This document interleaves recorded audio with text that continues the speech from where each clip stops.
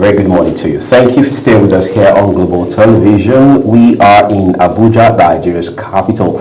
I'm Uyi Agumofwegbe, and we are delighted to say again, it is great knowing that you're joining us on the program this first working day of the week. My colleague Priscilla Chineye Obasi is also on the program this morning. You sounded like you were there for my naming ceremony. Yeah, it's not going to say that on live television a few years ago. Well, I wasn't there, but we have the memo now.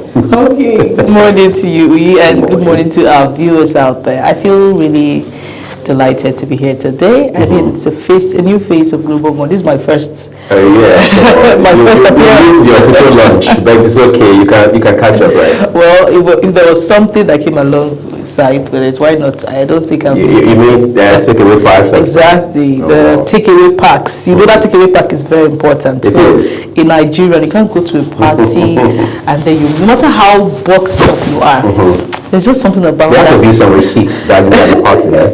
It's something about party food, the party rice, the party everything, and you just feel incomplete. You know, sometimes it looks like I had a friend that told me, I went for a wedding together. He says whenever he goes for a wedding, the rice doesn't get to him. You know, I'm like, what kind of mindset? He said, don't worry, just watch. You see that this food will reach you. I'm worried enough. I told him, you see, because I'm sitting here with you, this food will reach you today. So, because I told him, whenever I go for a party, the food always gets to me, even if I'm the last person. So we're trying to break the cost there and then. So it's broken. It broke. He was the last person that food got to that day. At some point, they said the food had finished. I had to call the guy because somehow I knew the person. So I said, this course must break it today. Please get food. And that was how. So apparently you understood the assignment. I understood it and I delivered my polling unit. Right. You see, you are so valuable to the political party. I don't know what the name of the party is, but we see a lot of potential in you, Priscilla. And come 2021, we have to feel you as a candidate. Well. What would you like to do? House of Reps, Senate? I just want to go to the department where they share things. I mean, okay. Maybe you are going to be because I'll be able to give out to people. I'll have a free and fair distribution. You'll become a distribution center. Yes. All right, let's put our hands together for Priscilla Obasi. This one, that was just on the light, and it's a great week that's starting already uprightly. But then again, elections held in quite a number of locations across our country last Saturday. The major one, incidentally, was in Ekiti State, where we understand the Incubenka, talking about Oyebanji, has now been re-elected for a second term. And all else equal, we look forward to INEC issuing his certificate of return this week. That might even happen as early as midweek, maybe even today. But we'll keep you up to date on that front. And the most important thing is he has won. That's what exactly. So everything was secondary, right? Secondary. And then we also saw a pocket of by-elections across the country. In River State, there was in Kano, for example, and I think those elections in terms of electoral victory were shared between the PDP and the ADC. What happened to the NDC? We're expecting to see them already pulling some units and as an indicator of what they can achieve in 2027. We know about the ADC. We can't really say for now because I mean INEC has their long-standing beef. You don't call it a beef, but it's looking like that's what it is. But for the NDC, whatever political or whatever elections now that happens between now and 2027 should give indications by reason of victories that the NDC has what it takes come 2027. Because looking at the projection 2027, they're not just looking at the presidential position or ticket or victory. No, people are also aspiring to be governors under the NDC, House of Representative members, House of Rep, House of Assembly members, and all of that. So let us start to see that victory. Again, political parties, it's time for you to know that it's not just about the social media buzz, strategy, grassroots mobilization. All of these are, what it takes, what it entails to win an election, and not just emotions, right? So let us see that projection already start to happen. even as other by-elections happen, even as we have other states that are yet to have their that would have their elections before 2027. Else, it would just mean that enough work or the work has not been done.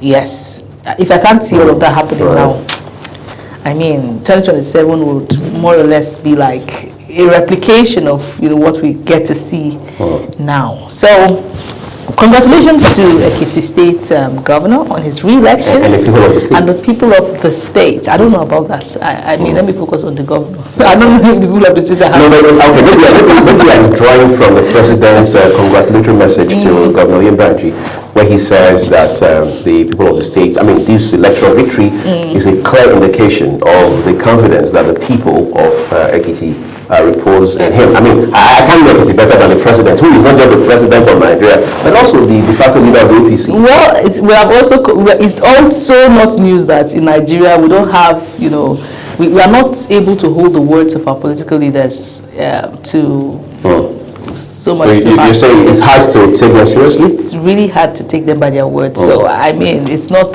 their words right now do not hold so much water, and that's the sad reality, because every time they come, to promise, they do this, they vow, they use every kind of vocabulary they can use to assure Nigerians. But again and again, we see those words fall to the ground. I know they are not God, right? But integrity right now seems to be a bit distant from our political figures.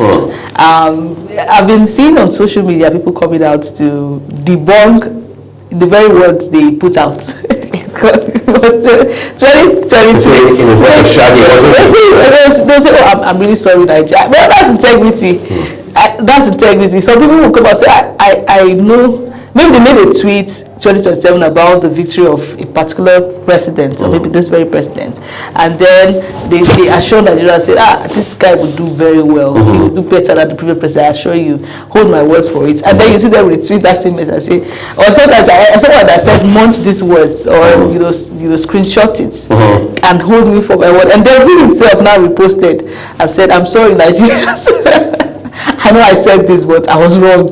So that's accountability. But it also means that it's progress. I think we are getting to that place where we're able to retract our words and be sorry about it. But it means that we should be careful of what we say next. So it's not just about saying I'm sorry to what I've said before, or saying what I have said, because what you say goes a long way, right? Well, I mean, our political leaders too can also take these steps.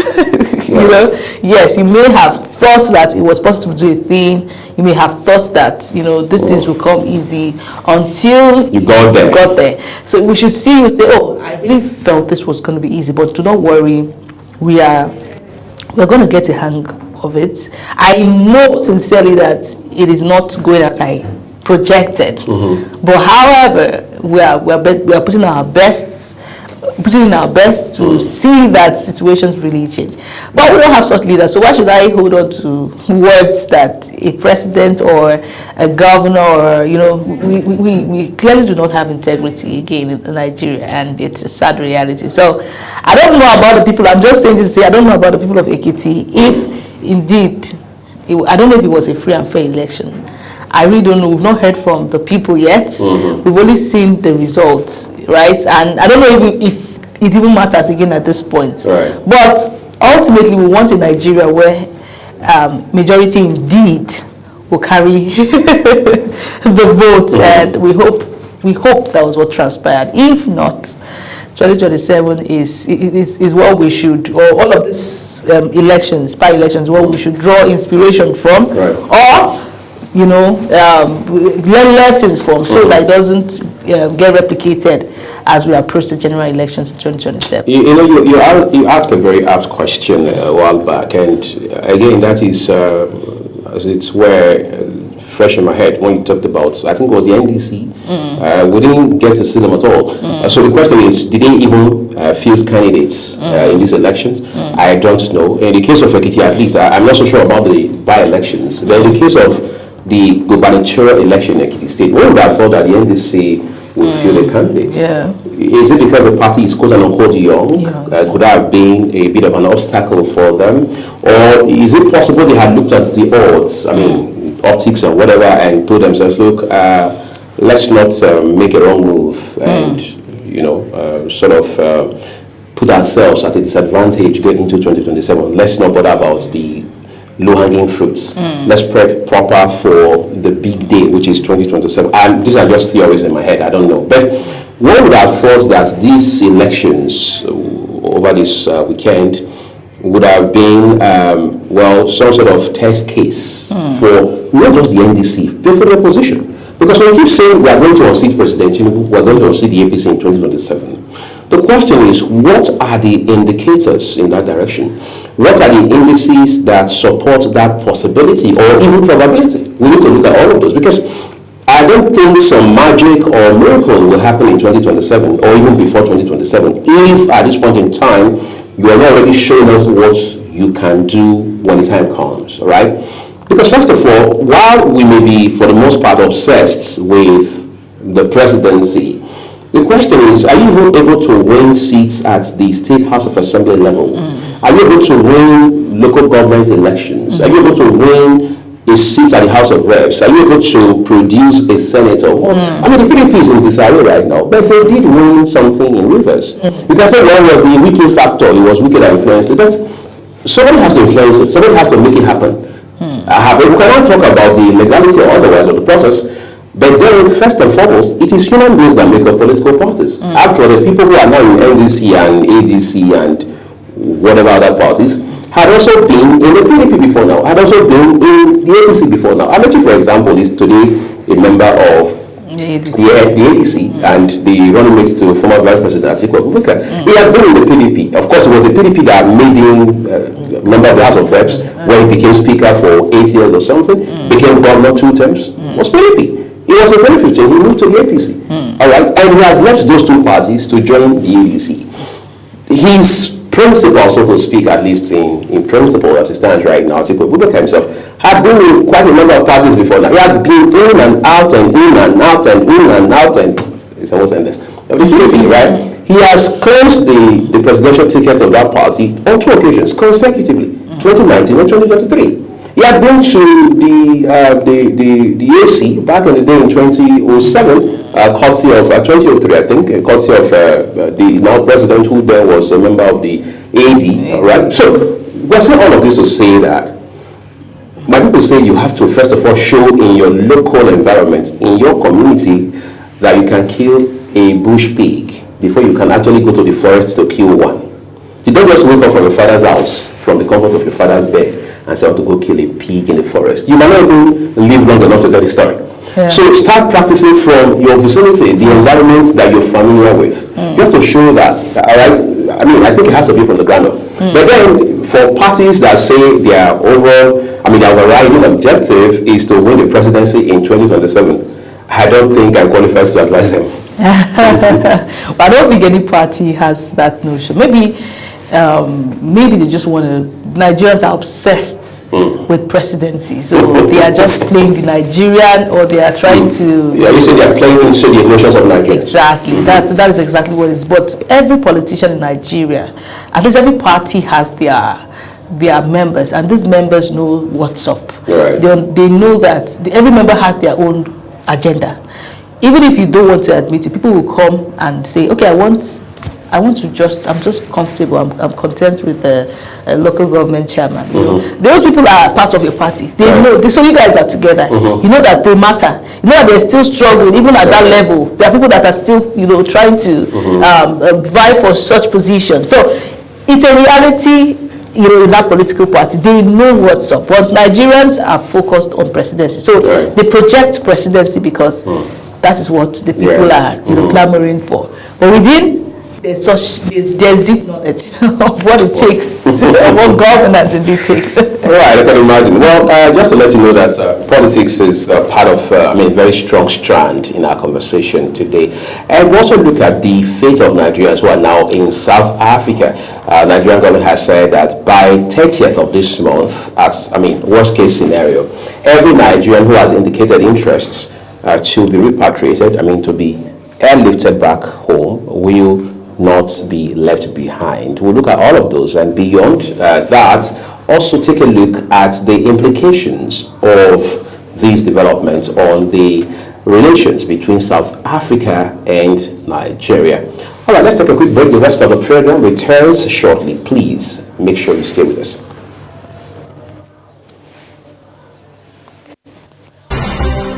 You come to Priscilla for food now, right?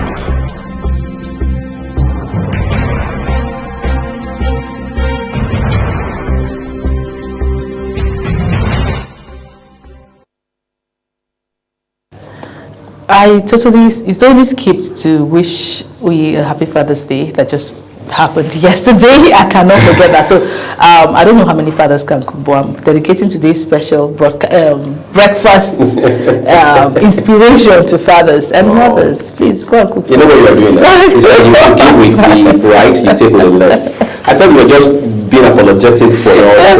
No, I want to dedicate something to you guys today. Okay. I mean to fathers. Okay, I'm so Dear fathers, this breakfast inspiration is for you. You have the right to demand it from any woman around your vicinity right now. So let's take including it. Your landlady, including your landlady. Well, I didn't say that. So let's get inspired for breakfast this morning as we take you to taste and texture.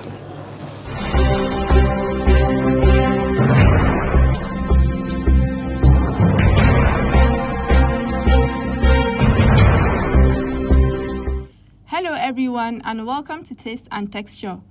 I am your chef for today, Saadatu Garba. Today we're going to prepare an easy Nigerian delicacy and we will be breaking down the entire process. In this episode of the program, we will be preparing oatmeal with fruits. Oatmeal is always a delicious and simple breakfast option. This one is a recipe that is filling, delicious and nutritious, especially when taken with fruits. Also, this breakfast oatmeal can be made in under 5 minutes by anyone. In addition to the speed and ease of making it, it is also fun to make.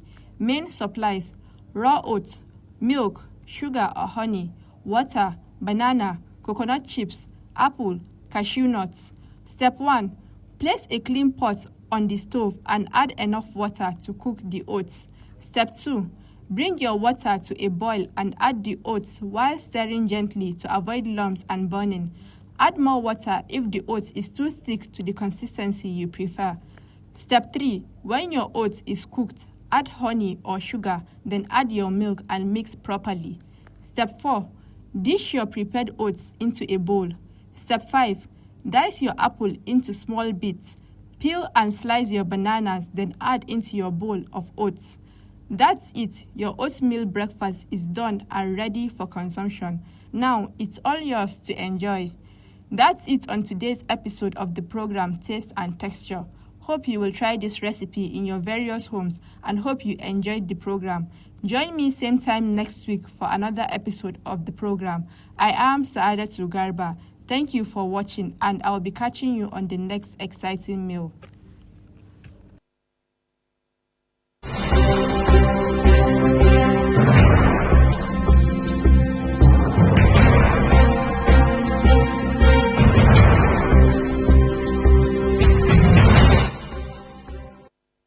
I think that's a perfect breakfast for fathers. I don't know how many fathers would like that though. Well, you because it has cuts of banana.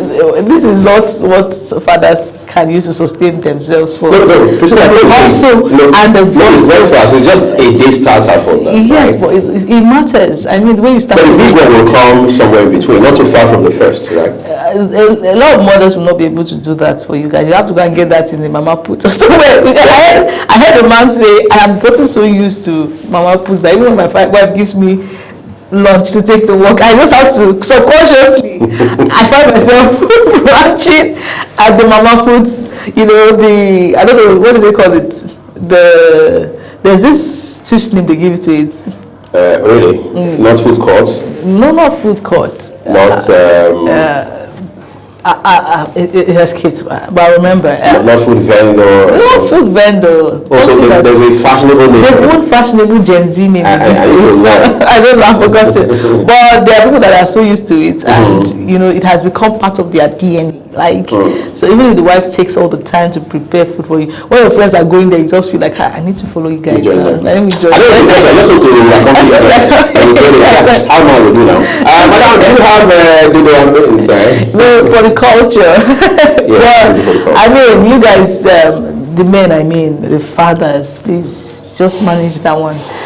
Use it to start your day, and your wives can, go a step further by making the desired swallows. Some men say they don't eat this for they don't eat this is not food. I was eating plantain and egg, and someone looked at me and said, "Is this food?" I'm like, "Hi, God." But I mean, it's such a delicacy that you want to try out. Again, Priscilla, let's be clear, we're not all wired the same way. We're grateful to the team that puts this whole idea together for us every day of the week, taste and texture. We're grateful for that. Let's now turn to other things for you on the program this morning. Ramsey Enoch Agbo is starting our Monday and by extension our week with so much of inspiration on Heart to Heart.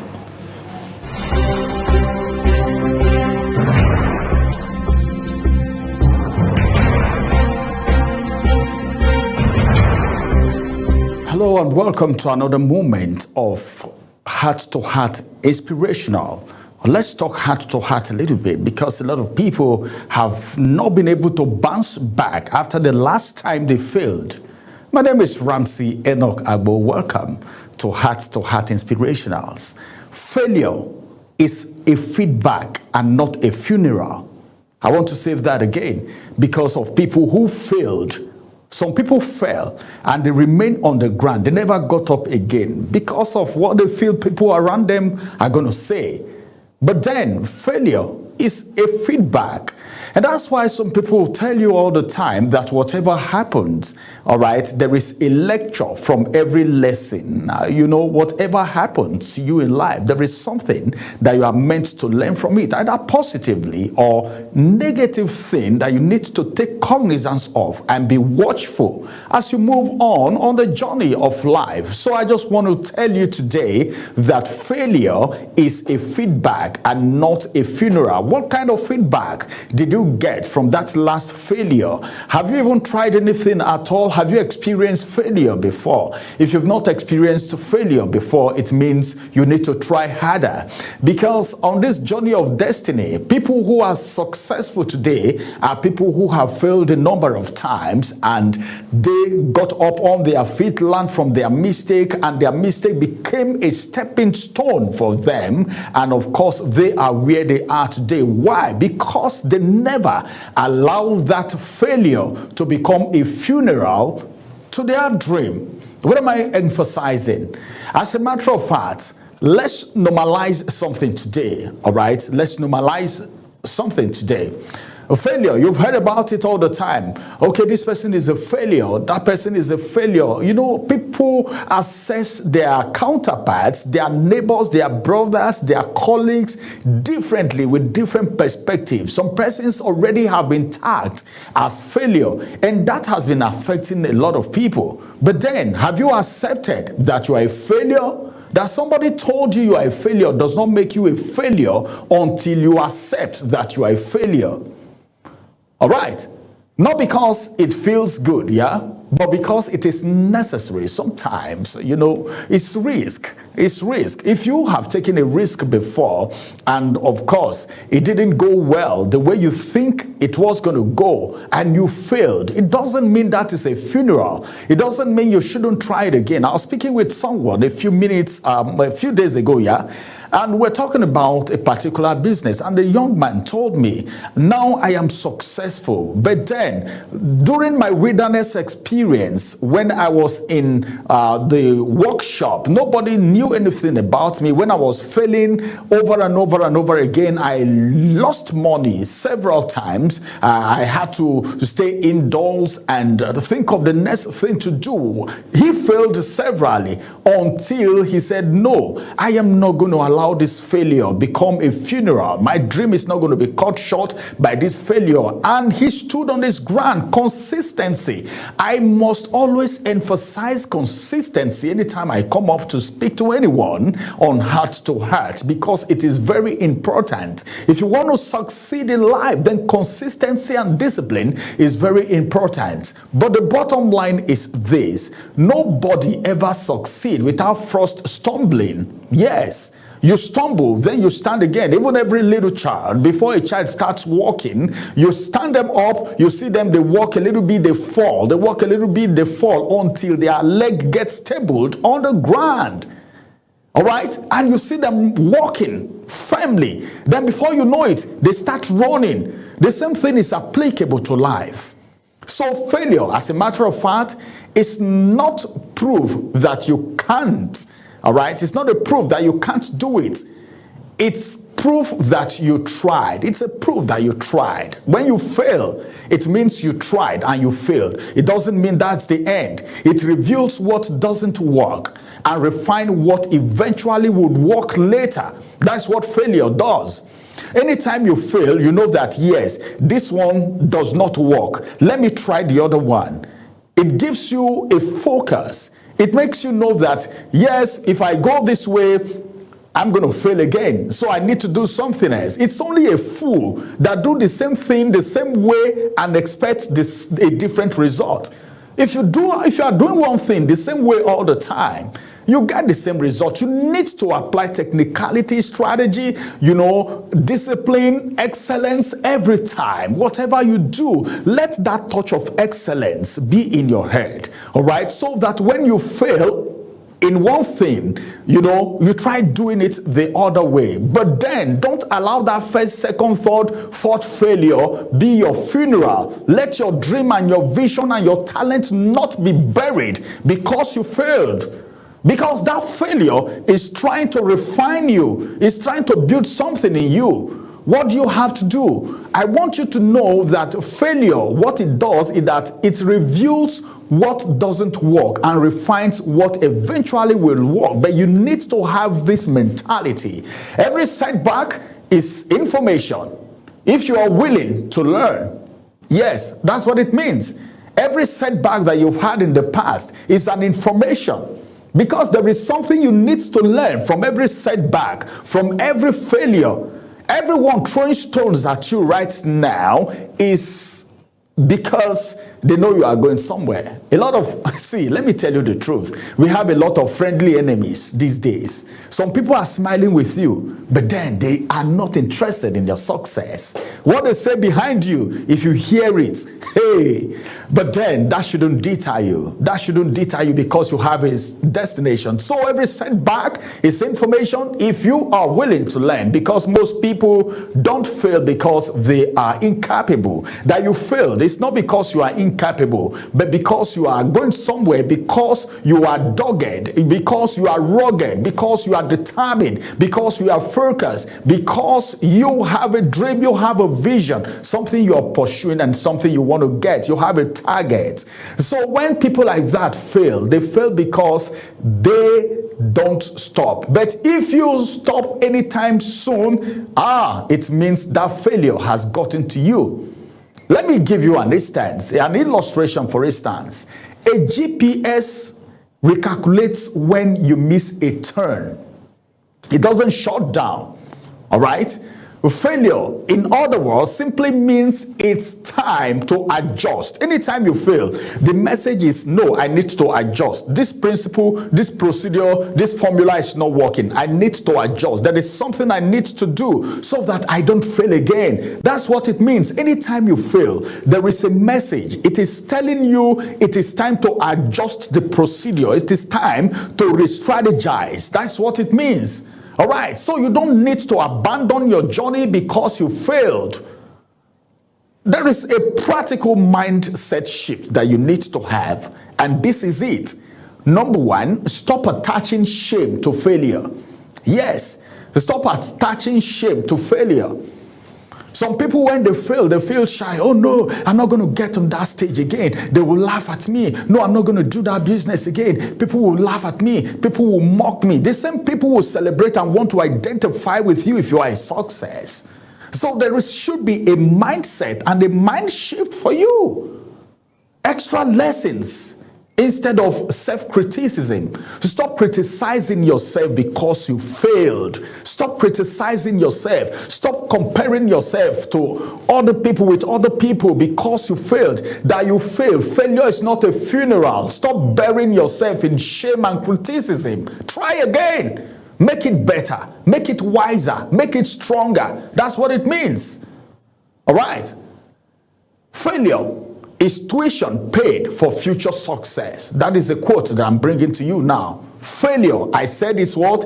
Is tuition paid for future success. But if you don't pay, if you go to school now, all right, 100 level, you need to pay a tuition in 100 level. You get to 200, you pay another tuition before you can get to 300 level. In every of this level, there are tuitions to pay. If you want to change levels in life, don't be scared of failure. If you are scared of failure, you will never try anything good.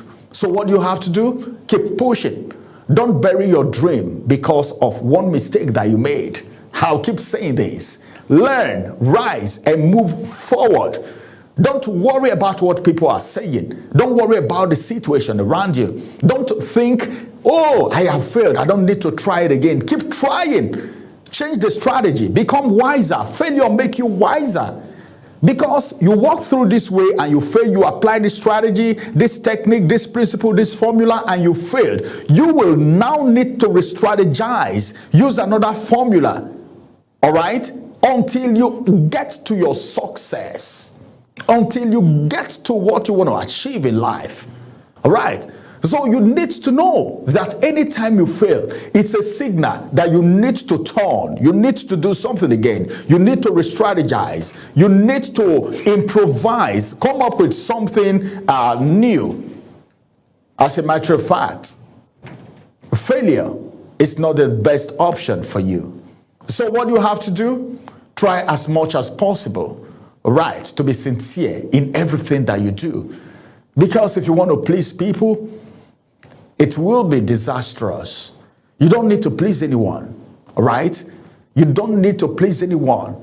It is when you're thinking about pleasing people that when you stumble, you say, oh, I've disappointed this person. I've disappointed even people who really love you, who want you to be successful. By the time you fail, instead of them condemning you, they will come and encourage you to do better.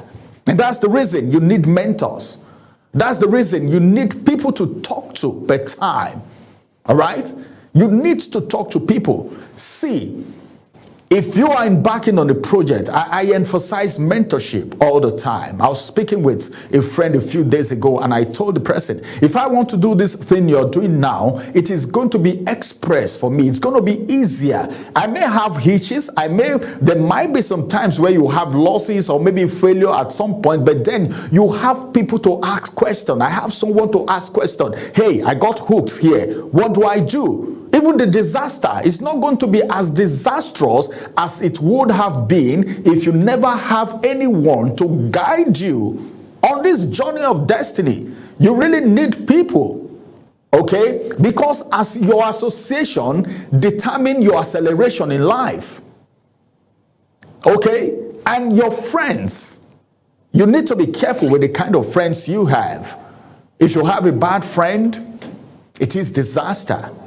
If you have a good friend, it means you have a shoulder to lean on, a shoulder to stand on and be tall so that you can get to that success that you are running after, that you are pursuing. Yes, congratulations, everyone. You are a success going somewhere to happen. Don't allow anything stop you on the way. Not failure, not criticism. Don't bury yourself because you failed. Failure is not funeral. Bye-bye for now and have a beautiful day.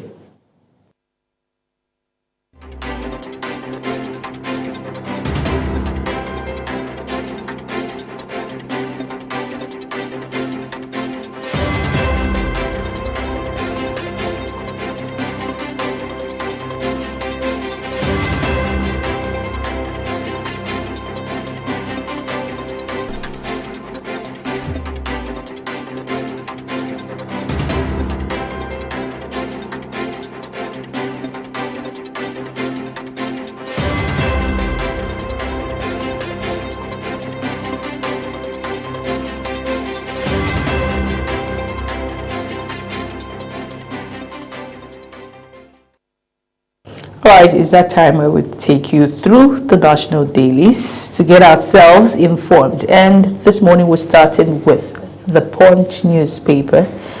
The Punch newspaper has its first story besides the nameplate, and it reads, Ekiti governorship poll, Tinubu hails Oyebanji as ADC PDP rejects results. ADC, well, I thought ADC has been delisted. On what grounds now? Well, I think what INEC has done is, was that judgment from Justice, Honorable Justice Peter Lifu's court, all right, ordered INEC to the registered ADC and 4 other political parties. The commission did appeal. First of all, went to appeal to ask for stay of execution. In other words, they're praying the Court of Appeal to say, look, order that this judgment of the lower court, that's the Court of Justice Lifu, is not executed, it's not complied with. I think they got their prayer answered, as they say in law, right? So the second is to say, we want status quo to remain. In other words, we want these political parties to continue to maintain their status as a duly registered political parties. So that's where we are right now. So to that extent, the ADC is a registered political party and yes, can stand for elections. Same goes for the ZLP, that's the Zenith Labour Party, and the other ones, including the Accord Party, by the way. So we need constant information, like we need the INEC. To stay up to date. We need INEC to keep reiterating and reinforming Nigerians because it's misleading. Right. It is. You can't say there's another day and something has changed and nobody tells us. The political parties really want to give us information themselves, and then INEC wants to take a stand. INEC tells us their own position. An endless cycle of back and forth. But you see, I've come to realize more than ever before in recent times that on many levels, INEC is as much a victim, I mean, I use that word very carefully, of all these judicial, if you like, technicalities, as we the people are. Because we've seen several instances since, the lifetime of these Fourth Republic, where whatever affects political parties and the actors themselves also affects INEC. I'll give you an example. So we and Priscilla stand for election. INEC says Priscilla has been declared the winner of this election. We goes to courts alongside this political party to say we are challenging the declaration of Priscilla as the winner of this election. What do you find? Priscilla is going to be the respondent alongside her party. And INEC also joins as a respondent. Now, what does that tell you? It says that INEC is also telling the court that, look, given the results and the outcome of that election, Priscilla won the election.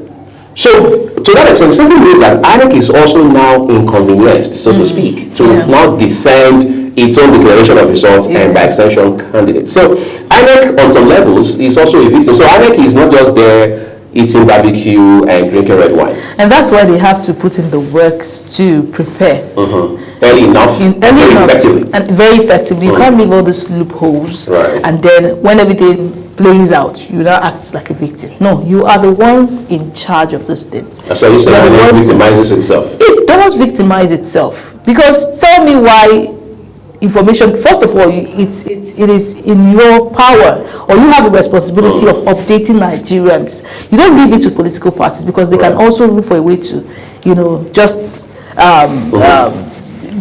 put the information, big information bias to favor themselves. So you owe it to the public, whatever the court has said, you owe it to the public to inform Nigerians appropriately so that nothing goes south. The instance or the moment where the information becomes basically about interests. If you want to you tell us what you want us to hear, or what you want us to know, or what you like to know, and then these politicians now say what they also want to know. It's now based on any information that favors any party. The party that is affected are the ones to push it out to the public. It is inconsistent. So if the court has said something different, let us know, so that tomorrow, if an ADC is on the ballot, Nigerians will not be confused on who to vote, because you have told the people that this will have been delisted. We've not gotten any information. We don't get any further information from you saying, okay, this is now the situation. People can be at that point where they are doubting the ADC on elections day, even if they are supposed to vote. And because you have said They are not there. And we've not heard from you. We say we're not voting ADC. So that puts the ADC and voters in a bad place. Exactly. And ADC comes up tomorrow to say, oh, you guys caused it. We are going to take this to court because you people had not informed the public that this situation has, returned to status quo. So then it becomes a case, and then you now start to claim the victim of, oh, we have already done these elections. You guys are taking us back and forth. You're making us look inconsistent. You're making us look incompetent. Whereas you are the ones that made yourselves look incompetent by not putting out the right information, whether it favors you or whether it goes against what you had initially said or not. What we want to see is the facts and the law prevail. So INEC owes itself the responsibility of informing Nigerians appropriately. They have all it takes to plan from now till 2027. They had been in charge. INEC chairman was appointed not today. So they had all the time to make all these decisions. They had all the time to make all the planning. And we don't want the 2027 that will come and then you say, you guys took us off balance. Oh, this is not what we wanted. Oh, we have to say, please, they still have from now till January to do whatever planning and information and whatever it is they need to do to make 2027 work. We don't want a situation where after 2027 we're hearing stories and we are blaming INEC or INEC is you know what to do. Okay, so that is it on that very story. Retirement bombshell, 5 DCGs to lead 1,516 officers out of custom. On what basis? Some others to that. Customs faces generational shift as 17 ACGs, 25 controllers, top brass prepare for exit. Pre-retirement leave begins as agency sets July 31 deadline for exit-related complaints. Over 1,500 custom retirement statutory, not CG succession plots. And that's coming from the reps chair. You'll find all of these details on page 2 of the Punch newspaper. JAMB access affiliated degree in colleges of education. JAMB access affiliated degree courses in colleges of education. You want to read up page 20 to find out in-depthly what that very story is saying. The next story reads, Dangote imported 1.46 billion naira liter blended gasoline, and that's coming from the NMDPRA. Details on page 39. Ex-OGTV broadcaster guard found dead inside Ogun apartment. That's a sad one. Details on page 5. By elections, APC sweeps Nasarawa, Enugu, Kano, Ondo, PDP holds Rivers.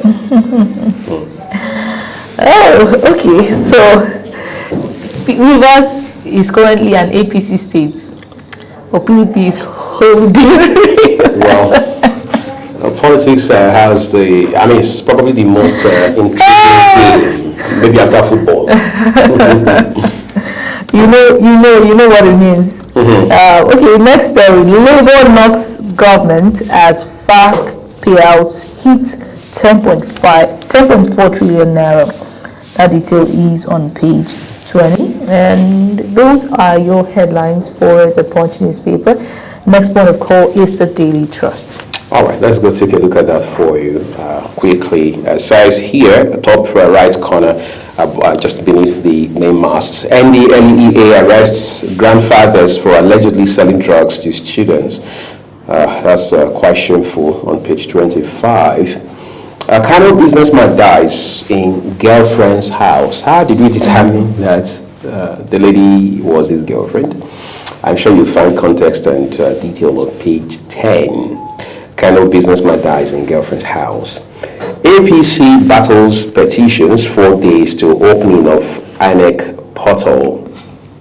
3G's new appearance sparks concern. What does it look like now for a terrorist who has become perhaps more celebrated than our gallant troops and boots on the ground? Pages 4 and 5 have the details for you. Basically, those are all the headlines that we have this morning from the Daily Trust newspaper. Priscilla will walk us through the Vanguard newspaper. Thank you. The Vanguard this morning, first story above the nameplate, top left corner, reads 6 out of 7, how APC swept Ekiti governorship, 5 by-elections, lost Rivers to PDP. That's a very strong one, especially in Rivers. I think this proves that the Wike effect is stronger than the Fubara effect. I'm sorry to say that detail is on page 5. All sector reps threaten sanctions over poor PIA implementations. Details on page 8. SARA wants 110 billion naira recovered from lawmakers after court voids allowances. Others. SARA is doing a great job for Nigeria. They should just find a way of, making these funds come directly to our accounts. So, citizens' accounts. And then we'll vote them for 2027. Details on page 9. Oyo school kidnap. Troops block escape routes as terrorists reduce demand.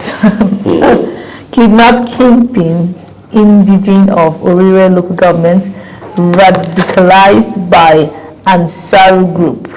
Police Iboho clash over release of kidnapped victims. All of those details are right there on page 30. Okay, I think we're getting somewhere. Next story, wet season farming. Frustration hits farmers over sharp rise in input costs. Page 11 is where you find that story. And finally, terrorists invade Kebbi community, burn buildings, abduct residents. There's no week, almost no day where you will not find this kind of sad story. Really sad. Well, those are the headlines for the Vanguard newspaper. The next point of call is this day.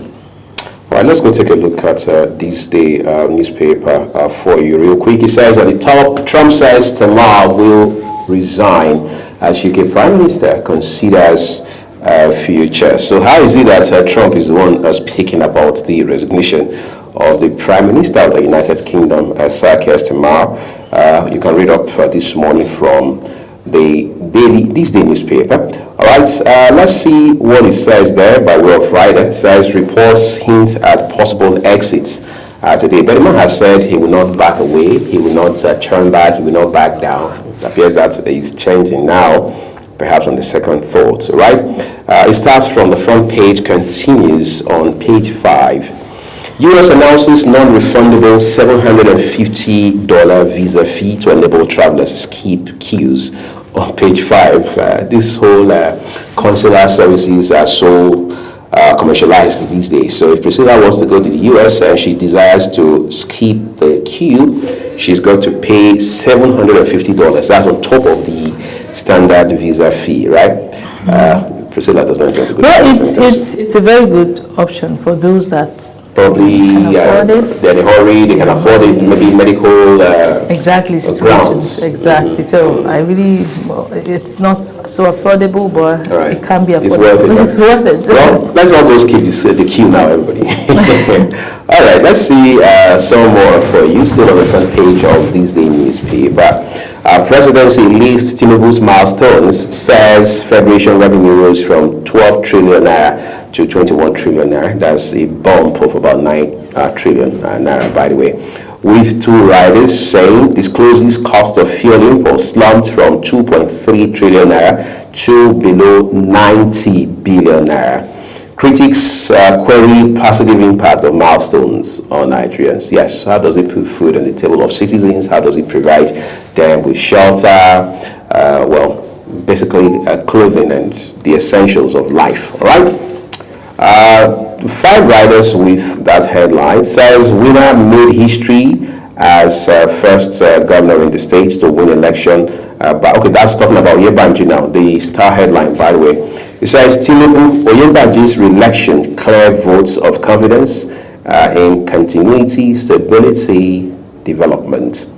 Size winner made history as first governor in the state to win election back-to-back. Yes, a jinx has been broken in Ekiti State as it stands now. Hails Ekiti voters for their peaceful, orderly conduct.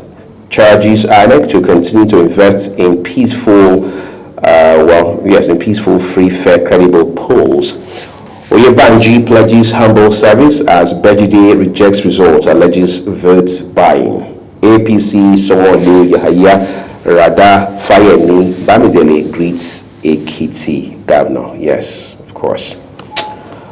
Well, do want to read up details on this day newspaper today. Then we'll turn to the Nigerian Tribune now. Okay, thank you very much. On the Nigerian Tribune, we have first story above the nameplate and reads, Labour braces for change as UK Prime Minister Starmer exits looms. Okay, I thought it was Nigerian Labour Party. Not so fast. But then you want to find that detail on page 4. Orire abduction. Troops close in on kidnappers' hideouts.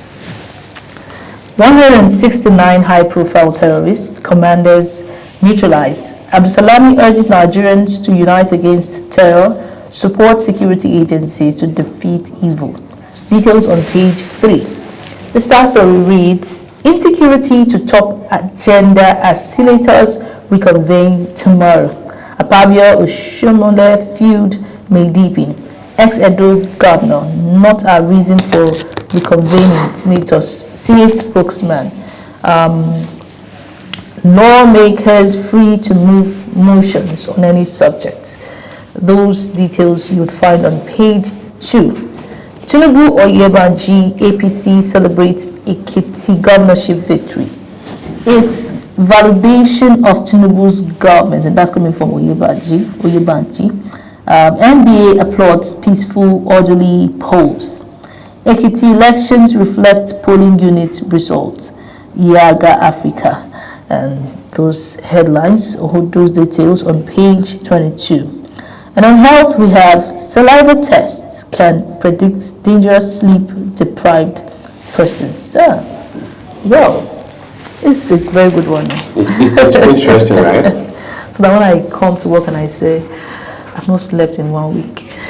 You say, well, can be proven. We'll send you to our designated clinic, right? Yeah, so there's free and fair, transparent health process. No, the procedure has to be standard. Yeah. Right? It has to be a very, as it were, reputable health facility. One where you cannot be smart about the outcome. Well, I think almost every Nigerian will be positive. Why do you think so? Because we all almost do not sleep. I mean, you just have to be awake for security. But again, we now have to find a way to determine what not sleeping means. Are you saying you didn't sleep at all, you didn't have enough sleep? And then what's your definition of enough sleep?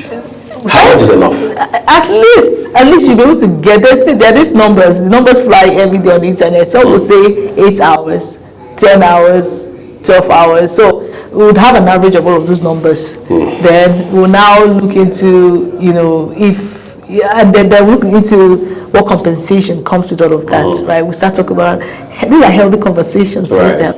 It just gives you the hope. It's more like an improved. It's more like an added infrastructure, to Nigerian man, because it's not just enough to have the roads working and all of that.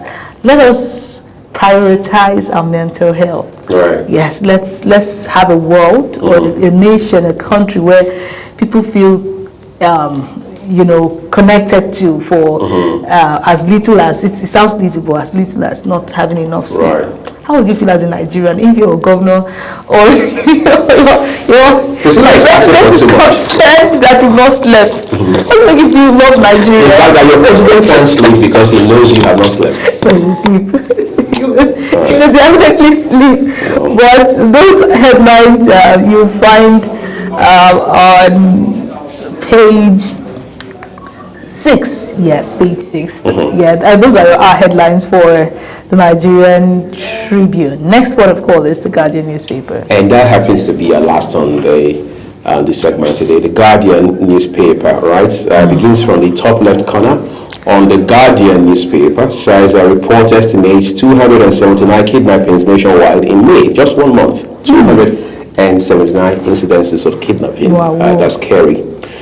Atiku Amechi presidential bid unsettles ADC. Why is that the case? Read up on page 3. Incidentally, both gentlemen have their pictures against the headline. Federal government took 1.1 trillion naira from MAFAC revenue before sharing, says Oye. Is that true? Details await you again on page 3. Federal government took 1.1 trillion naira from MAFAC revenue before sharing. As some unfair advantage that's been alleged here. From airports to airlines, governors sink over 500 billion naira in new carriers fleet on page 6. All right, you can look at that on page 6. Yes, incidentally, something took me to the local wing of the Nnamdi Azikiwe International Airport just this weekend, and when I saw the sea of heads, people traveling locally, the first thing that crossed my mind was how that most of these guys would have preferred to go by road, but we know what time it is, right? So sad. All right, Yoruba jury elected a landslide victory as observers identify gaps ahead of Osun polls. Osun is in August, that's barely 2 months from here. So let's take the lessons from Ekiti into that exercise. One solution to open defecation deserves more than political statements. Read that on page, it's news analysis on page 4 of today's issue of the Guardian newspaper. Sanwo-Olu, Bakare lead calls for governance, Joe economics reforms on page 5. Osun Accord, PDP warned INEC against release of unclaimed PVCs to APC. Is there any hints that is going to happen? Well, I think these politicians know more than we do about these things. 74% of retailers need credit, only 18 access formal loans. And that's quite some disturbing disparity, but the details are on page 5. That's how we end it here on Newspaper Review this morning. Please be sure you take responsibility to read up details for yourself, and we would like to remind you that Global Television, as a broadcast media entity, does not in any way contribute to them. That's the same thing for the team here on Global Morning. All we do is bring you these headlines exactly as published by their respective publishers. Up next is our discussions on the program this morning, but before that, Ogochukwu Mobodon will bring us Social Bus.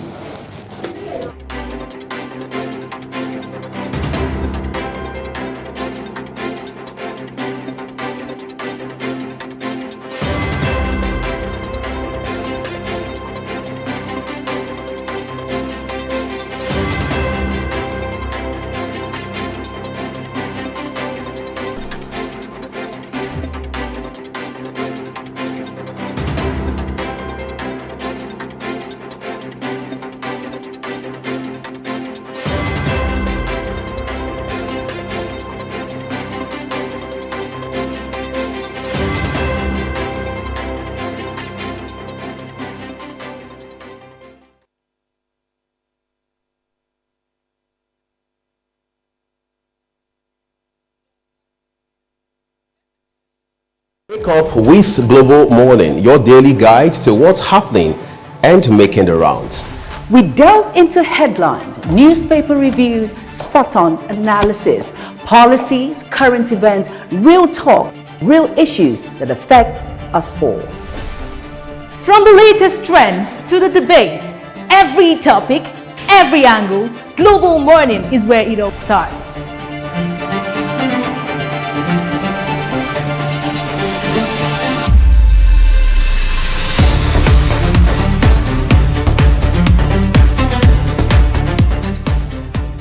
Global Morning, For the latest issues, always on point.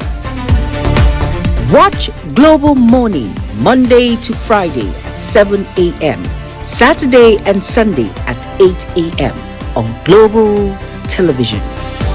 Wake up with Global Morning, your daily guide to what's happening and making the rounds. we delve into headlines, newspaper reviews, spot-on analysis, Policies, current events, real talk, real issues that affect us all. From the latest trends to the debate, every topic, every angle, Global Morning is where it all starts.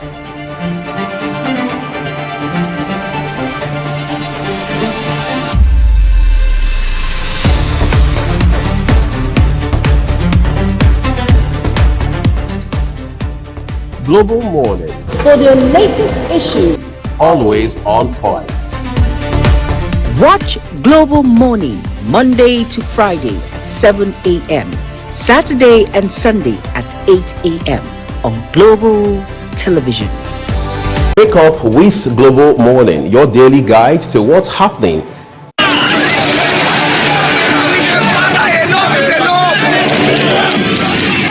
In an age of breaking news, you need a trusted source that prioritizes accurate, factual, and unbiased reporting. This is AM News, and I am Ubong Usoro.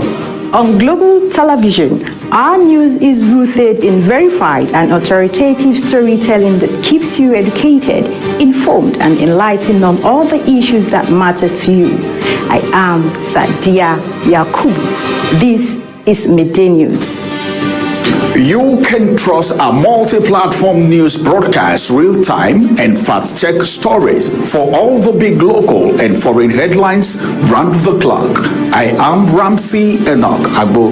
This is News Express. Our array of anchors delivers the news to our teeming viewers, breaking it down with context and perspective. This is News Cycle on Global Television. I am Anieti Patrick. And the flagship news is your hub for the day's most engaging stories. This is News Prime, and I am Jumai Manson. Did you miss any of our news rounds? No worries. Catch up at 10 p.m. and midnight, 7 days of the week. I am Mukhtar Kasim. Global TV is on DSTV channel 365 and Star Times channel 276. We're active across all social media platforms at Global TV NG. Global TV News, accurate and unbiased. I'm Uyi Agmofwebe.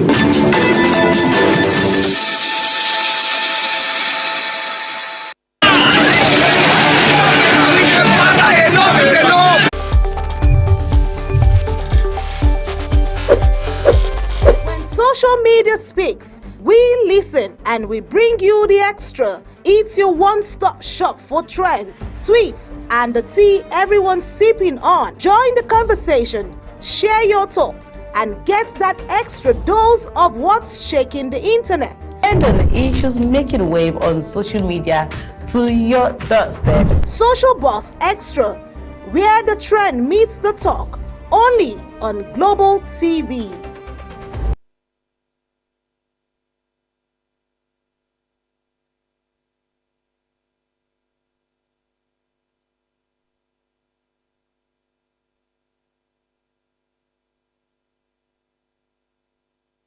Good morning, Nigerians and viewers around the world. It's time to look at buzzing issues on social media.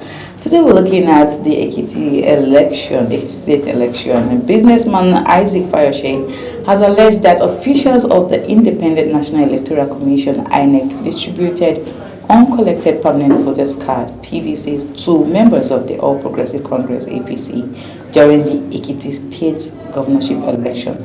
Speaking on the development, Fayose claimed that the cards were allegedly handed to individuals who are not indigenous of the state and were brought in to vote for the ruling party.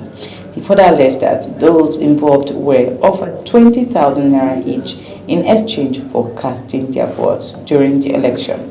The allegations have not been independently verified, and neither INEC nor the APC had officially responded to the claims of at the time of this report.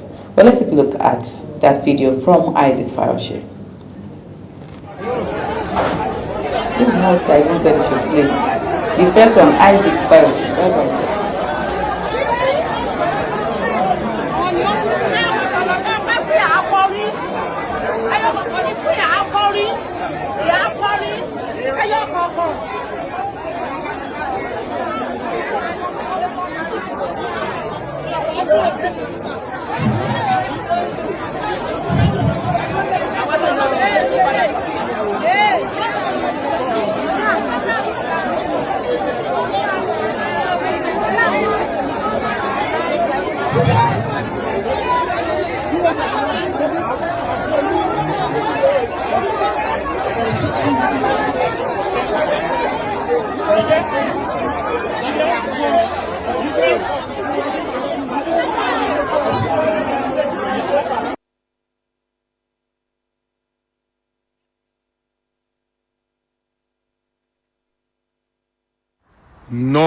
No party can win election in Nigeria.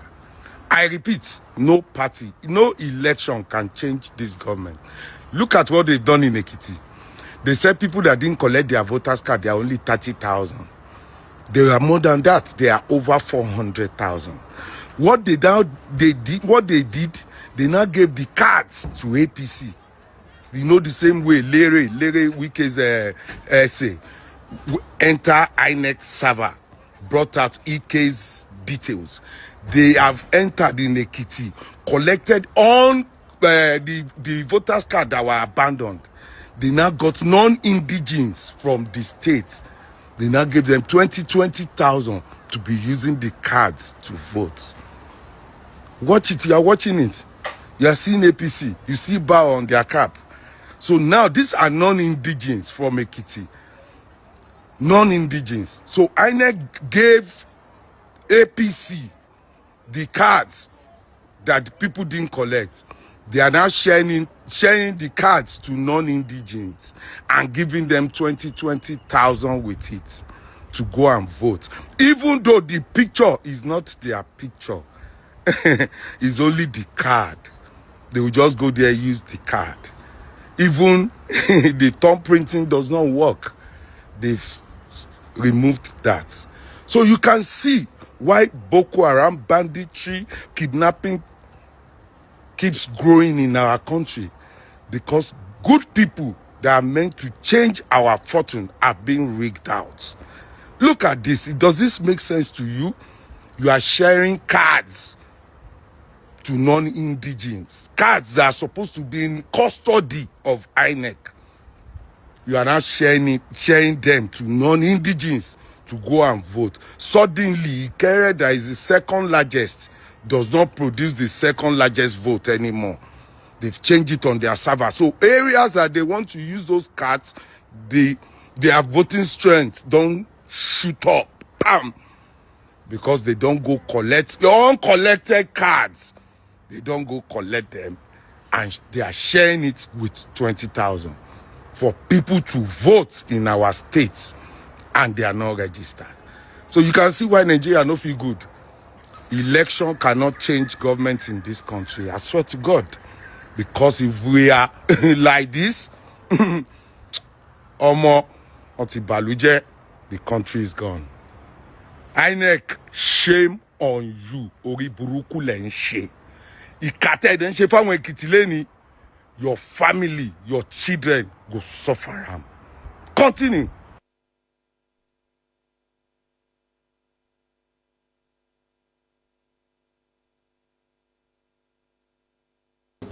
All right, so that's from the scene of the Ekiti State election, and that's just one part. There are different videos right now circulating online, even the one where a lady came out, she alleged that she brought out new notes, 1,000 naira notes, alleging that she was given by an APC person there, where in her polling unit, 20,000 naira, and she voted. She showed evidence of her voting, and her thumb had the ink and all of that. She said she voted APC, and she doesn't have a regret because she was given money. If they didn't give her money, what would have been the case? Well, let's take a look at some comments from social media.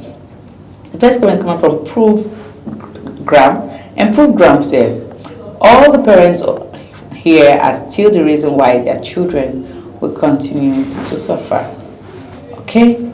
Next comment is coming from Biba Tweety, and Biba said, I seriously cry for my country, Nigeria. It's even the old ones that are at the top of these nonsense. How do we expect the country to get better? How?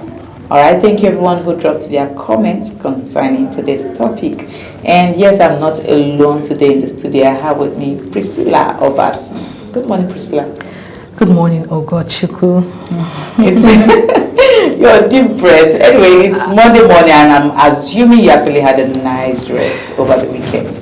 Well, I did. I mean, you just have to be hopeful as long as you're a Nigerian that someday, because that's the only way to cope. That's the only way to get through all the sad realities that we have confronting us.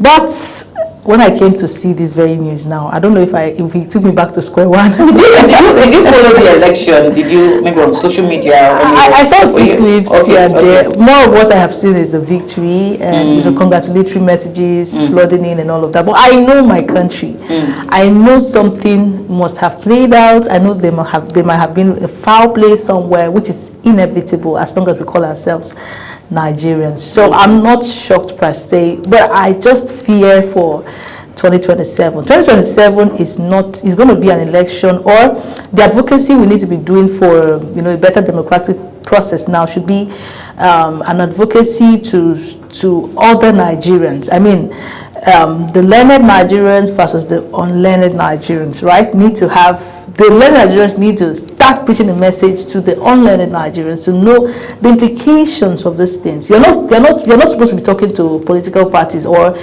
the presidency right now, or even INEC, because we have Nigerians like us that will make these black people that you think are bad, make their works easy, whatever it is that they want to achieve, because of this.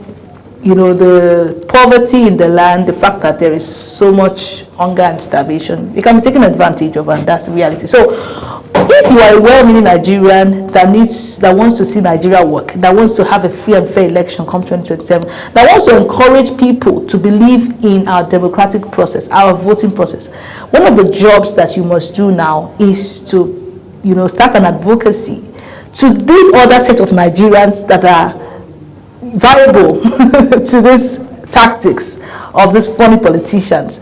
Start to tell them ahead. Even would also give them whatever it is that will make them comfortable for a day. Please, by all means. Especially if you're a political party that says, Nigerians, we are different, we can make this work, I want to fix my country.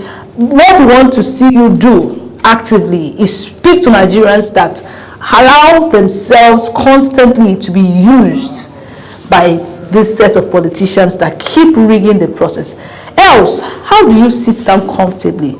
People come and hand over PVC to you. It's not ignorance again at this point. You know that your face is not there. You know that something wrong is going on there. As a matter of fact, because of the exchange, the fact that they're giving you money, for this, it's not ignorance.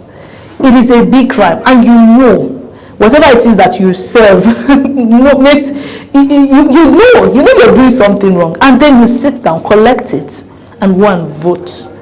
We need to start speaking to our consciences. I know that the hunger will not allow us to see where. That's the thing, and this place are using it to their own benefit. It will, but you have an advantage of the hunger, and they said, okay, you know what, these people are hungry. We can just, hand them just peanuts, and they'll definitely give us what they want. That's just it. I know how politics actually works. It's a game. You talked about orientation, giving these people orientation from the grassroots, because these things mostly happen in the grassroots.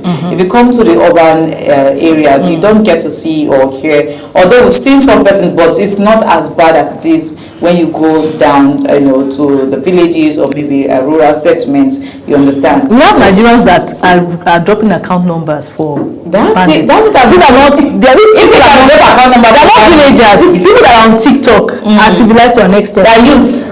Yeah. Let me say they're youth, because I don't want to say when we're saying villagers right now, we should know that we have youth in the village, in rural areas. We also have the aged too in that rural areas. So most of the times we see people in polling units, we always see mostly elderly people in polling units.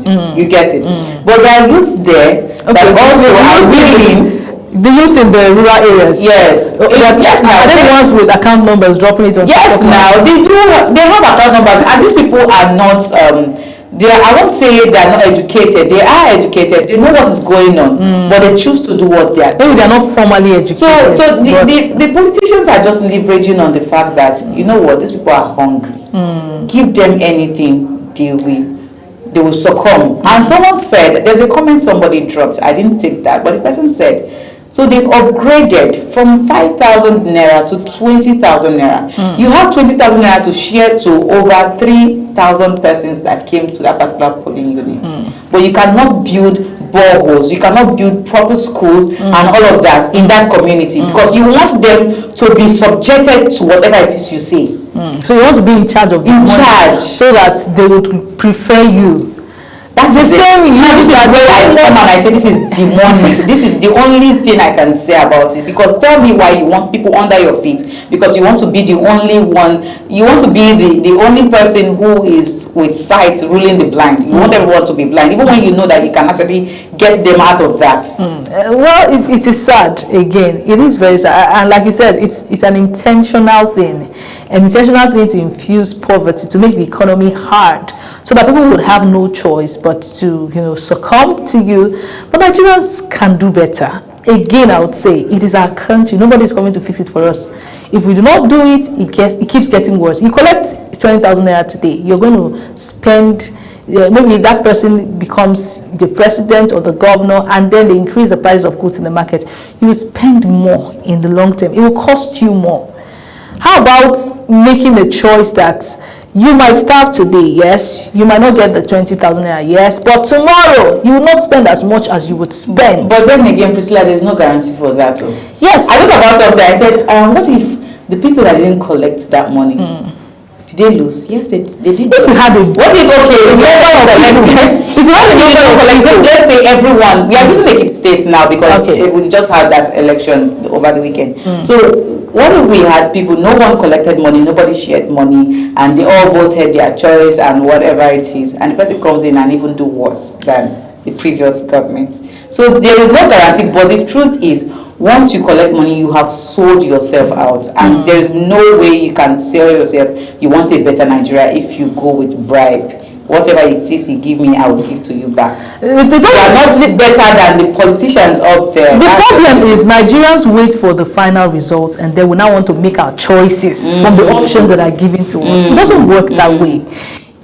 Election starts from political parties. Now President Tinubu has come out to say, there's something called direct primaries. It's time for Nigerians to get involved in the process. Go and pick a primary, someone that will emerge in the primaries because there are lots of options during the primaries. But we wait for these politicians to do their primary rigging, and then when they finish selecting, they now give us the whatever they give to you. You now have to select from the bad choices that they give to us, and then we feel like I made the right choice from the bad choice. We are not looking for the better from the worst. Do you understand? So it doesn't start on election day, and that's what Nigerians must know. Get involved in the party politics. Get involved in selecting a party a flag bearer of a party. That is where election starts. If you wait for the last phase of it, you will still pick a wrong leader eventually. So ultimately it will be better for you to even collect it. But do not do that for whatever reason. It is called election malpractice. By all standards, it's wrong, and tomorrow your conscience will judge you. That's just it. All right, thank you so much, Priscilla. For the sake of our time, yes, this is all we have for you today on Social Pause on Global Morning, and I hope INEC gets to see that, all of those videos that are everywhere on social media. And yes, as Priscilla said a lot, she talked about educating people in the grassroots. Let your people know that this is wrong and all of that. All right, so just know that when you are selling your vote, you do not have any right. You are actually a slave at that time. You don't have any right to vote your conscience. You just vote whoever you sold your vote to. Okay, this is where we call it a day on Social Pause on Global Morning. I am Ogot Kumobin, and I'll be leaving dance of Priscilla and Uyi as they usher us into the discussion section of Global Morning. Once again, good morning, Nigerians and viewers around the world. Bye for now. When social media speaks, we listen and we bring you the extra. It's your one-stop shop for trends, tweets, and the tea everyone's sipping on. Join the conversation, share your thoughts, and get that extra dose of what's shaking the internet. And on issues making wave on social media to your doorstep. Social Buzz Extra, where the trend meets the talk, only on Global TV.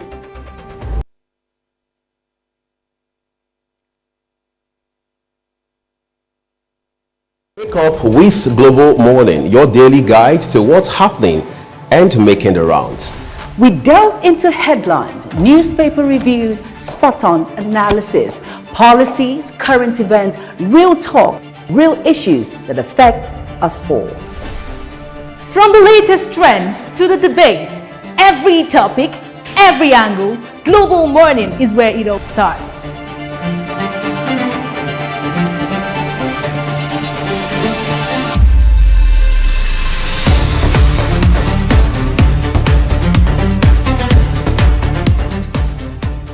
Global Morning, For the latest issues, always on point.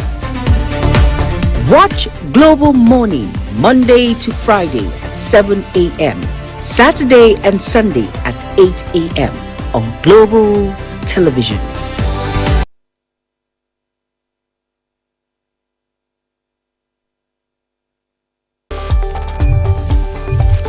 At Witchtech Cables, we don't just make cables, we deliver excellence. Our products are built with advanced technology, trusted for their unmatched quality and durability. With a wide range of cables, swift delivery, and continuous innovation, we stay ahead of the market demand. We are proudly Nigerian, fully indigenous, yet world-class. Backed by a professional team, strong technical support, and a deep commitment to customer satisfaction. Witchtech Cables is more than a brand, it's a promise. Witchtech Cables, quality cables better than the best.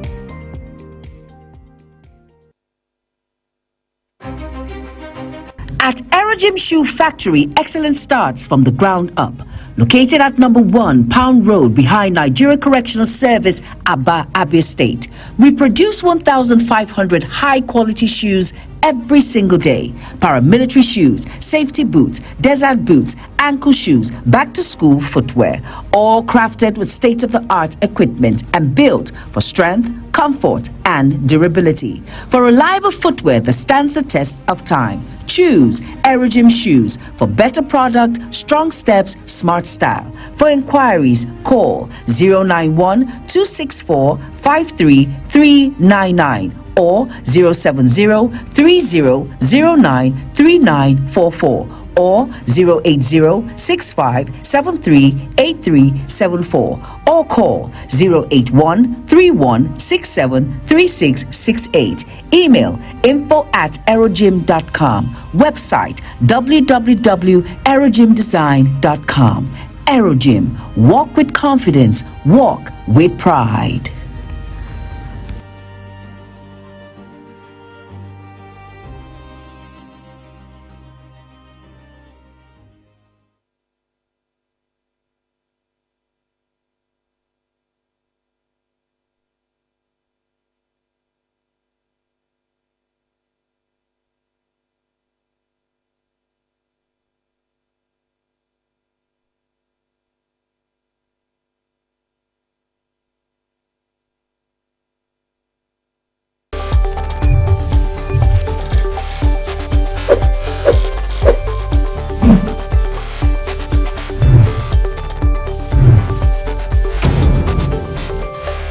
Wake up with Global Morning, your daily guide to what's happening and making the rounds.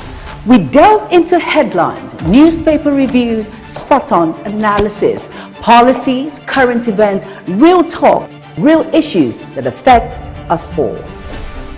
From the latest trends to the debates, every topic, every angle, Global Morning is where it all starts.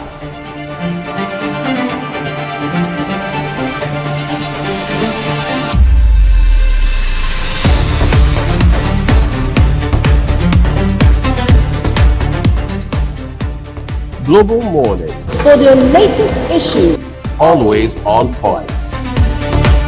Watch Global Morning Monday to Friday at 7 a.m. Saturday and Sunday at 8 a.m. on Global Television.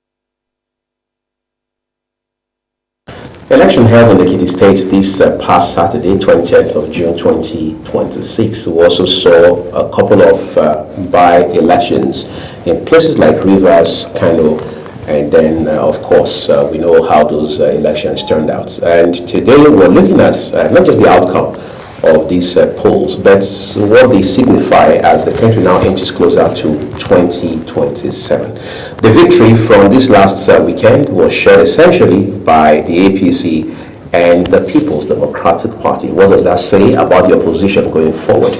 We're joined this morning by Chief Chibuna Ubawike. He's a Tinubu Supports Group media team member, businessman, politician, APC stakeholder analyst, and social commentator. Chief, would like to say a big thank you to you and congratulations, by the way. Thank you very much. I accept your congratulations. It is very sweet. You saw what my party did, on Saturday in the gubernatorial election in Ekiti State and the other by-elections held in some of the states. It shows my party is the party to beat. Great. We hope your party is able to extend that to 2027 as well. But before we get there, let's now talk about some of the things that stood out for you, beyond the victory for your party and indeed for the incumbent Governor Yebanji. What does this say in terms of whether or not the APC has a significant advantage going into 2027? Like 7-Up in their advice says the difference is clear. But I think they have left that slogan for a while. So the difference is clear. My party is on the ground, and my party is loved by Nigerians. I've told you this time and again in this studio. It's played out in the elections that was conducted on Saturday. In Ekiti State, you saw the margin of winning. My governor, Governor Biodo Yebanji, His Excellency, scored 319,224 votes, as against his closest rival, a PDP candidate who scored about 40,000 plus. See the margin. So it shows my party is on the ground and my party is doing well. And heading towards the 2027 election, January 16 election, presidential, it shows we are going to coast on to victory. And in the other states, aside Rivers, yes, and we know the peculiarity of Rivers State, so we leave it at that. In Enugu, we won. You see the volume of the margin of winning, very, very wide. He's distinguished senator-elect. Ike Jasogwa scored about 160-something thousand votes, as against his closest rival, the PDP person that scored about 19,000 or thereabout. Does not up even that. You get to Nasarawa, you saw what my party did. You get to Kebbi, to Kano, and other places, you saw how my party performed. And this by-election spread across geopolitical zones, southeast, southwest, north central, northwest, and then northeast as well. I think there was one in Adamawa also. My party won. So it shows my party is on the ground. And we, our Tinubu Support Group, are mobilizing seriously for my party and for Mr. President, so that the 2027 presidential election will be a fait accompli.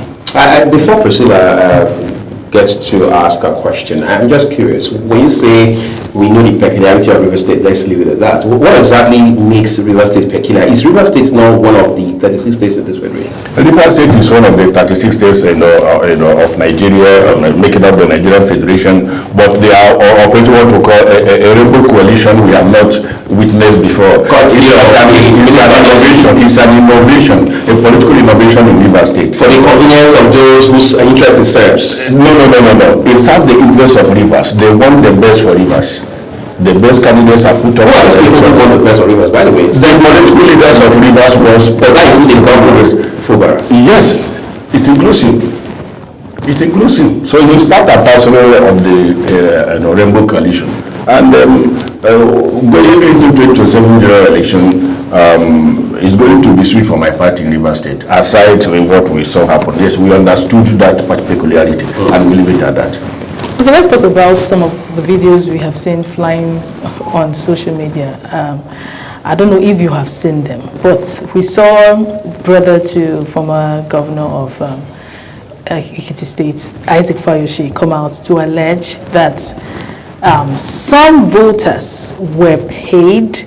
We saw a video clip where I don't know who it was, but he was distributing voters' cards to some members of, some voters, some of the electorates, and they looked at it. And then we also saw a clip of one of the electorates coming out to say, oh, I've received my 20,000 naira. Is this an indicator that this election was rigged in a certain way? Well, you said you saw videos. Yes, please. You do not have evidence. Well, I'd say it's still it does not make it an evidence. Okay. What does it make it? Someone can conjure anything and put up. We're in a political season, so propaganda everywhere. People can go in, manufacture whatever and push it out. And you know what social media has become of late. Instead of serving the purpose of informing people appropriately, people are using it to disseminate fake news. It's everywhere. So, excuse me, you ask me a question, please. So, when you see people say this or that, you don't take it. Call them, let them come and prove. So that when Isaac Fayoshe put up a video or whatever, doesn't make it that it mean it is what actually happened. You can take him to your studio to come and prove his allegation.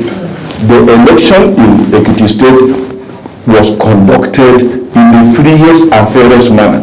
Even the observers confirmed that. INEC came to confirm that this is one of the best elections they have ever witnessed. So when infinitesimal thing, let me use it like that. We have known that is a purveyor of falsehood will come out and begin to say this or that. You take him and use that to judge an election that has been adjudged to be free and fair by every standard. The election in the state was very, very free and fair. There was no incident of violence, an incident of vote buying or whatever that used to, characterize some of the elections, especially off-cycle elections. We did not witness it there. The election observers have come out to say it is one of the best elections they have observed. And then the peaceful atmosphere which you claim the election came with, is it an indication that maybe Nigerians at this point have got to that point where maybe they folded hands? Yes, we see the governor emerge with a good number of votes, but then the fact that the buzz was not as serious as it used to be, especially for a state as Ekiti State, can we say that Nigerians have gone to that point where they probably folded their hands to electoral processes, knowing fully well that it may not count? Or is this a progress in democracy? Do you know the number of total voters accredited for the election?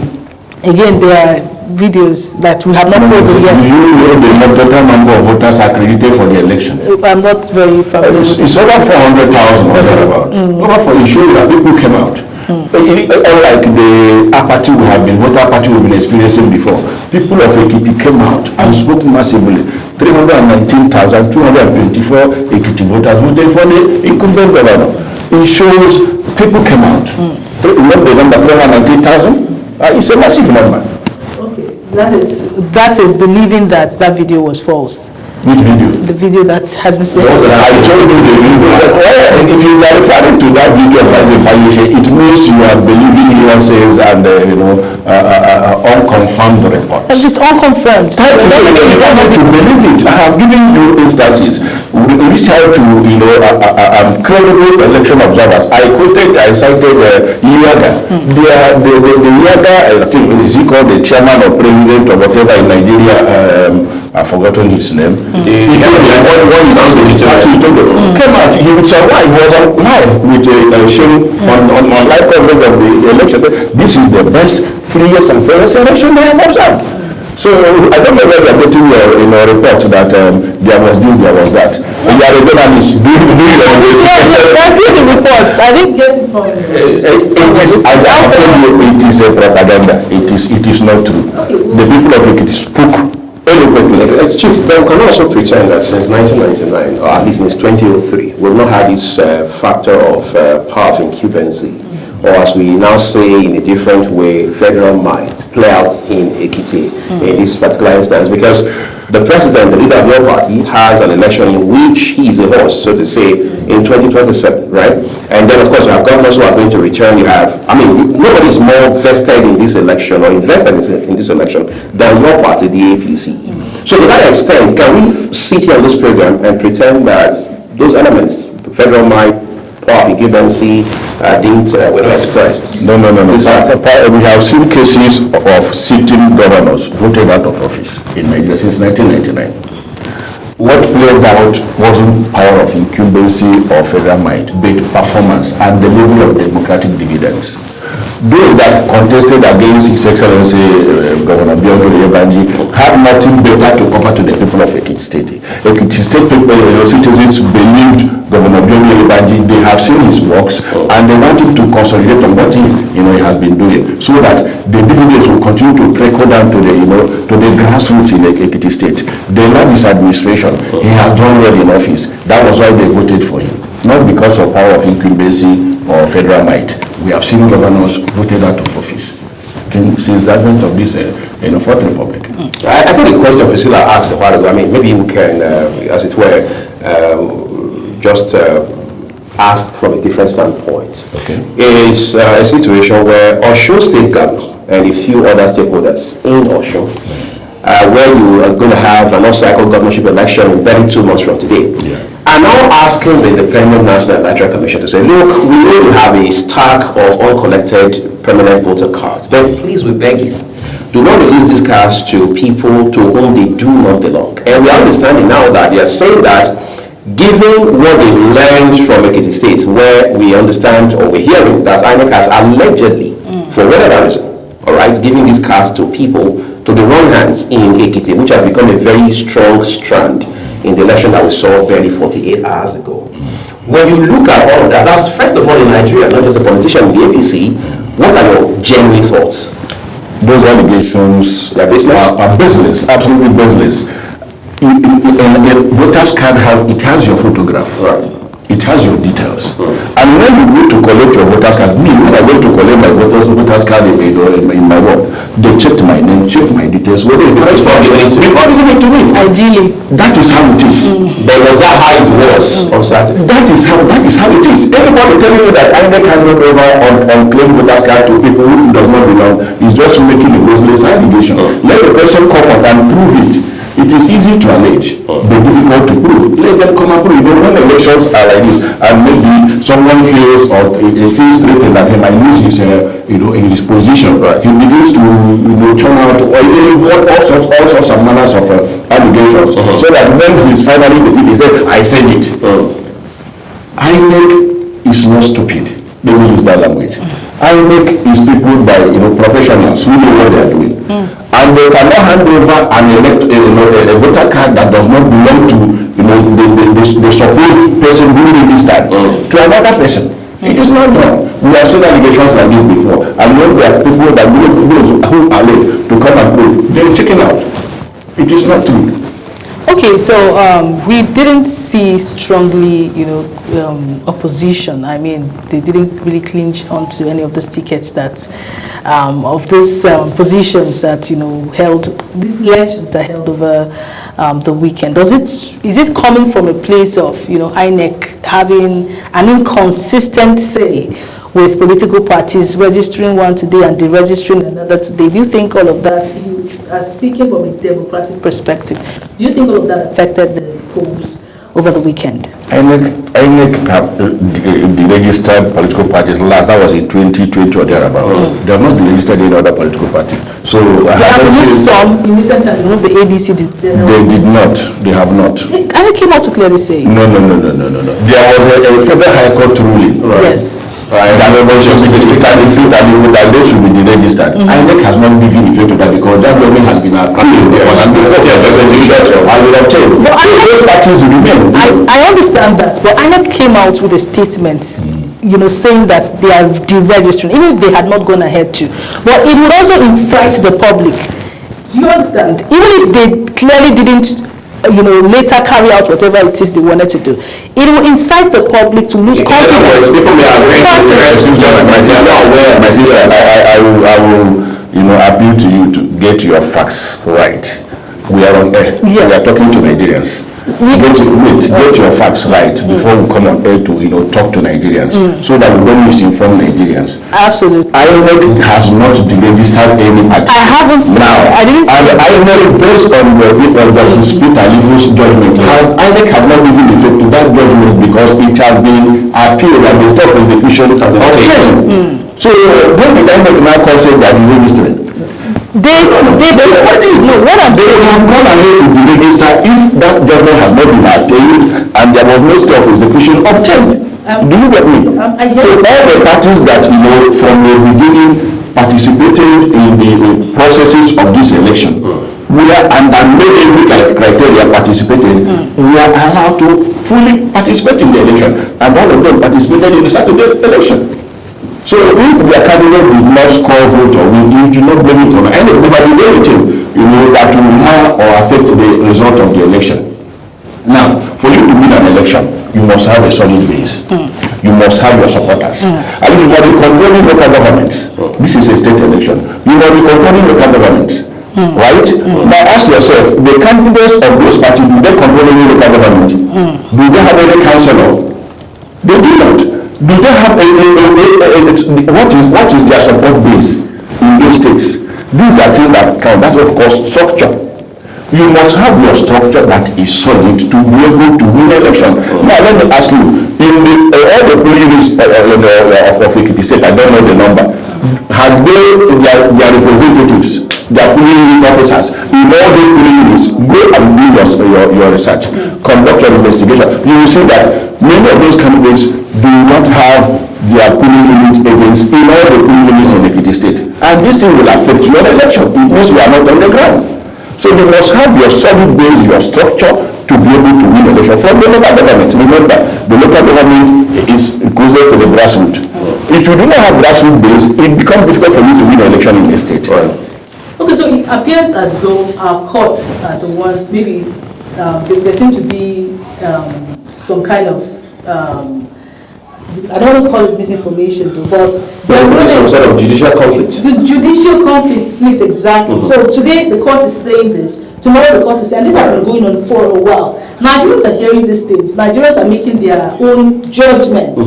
They are being informed in a certain way based on all of these incidents is playing out from our courts of law. So this has a way of affecting the electorate, whether we admit or not. Because if I go to the internet there and I see a court has ordered INEC to delete this party, a court has done this. As an electorate, I am wondering, do I still go ahead to vote a party? Do I still go ahead what happens if I get there and my preferred party is not on the party? Exactly. So why do I even have to go to the poll? I think Chief gets the question. So all of this is inciting somehow the public and maybe confusing the electorate. No, let me tell you. I said a while ago that the social media has become a medium of misinformation as against what it was intended to inform people appropriately. You say you go to the internet, you see court has done this, has done that. The internet, you are in Nigeria, we are a journalist. The internet shouldn't be your source of information. I'm coming.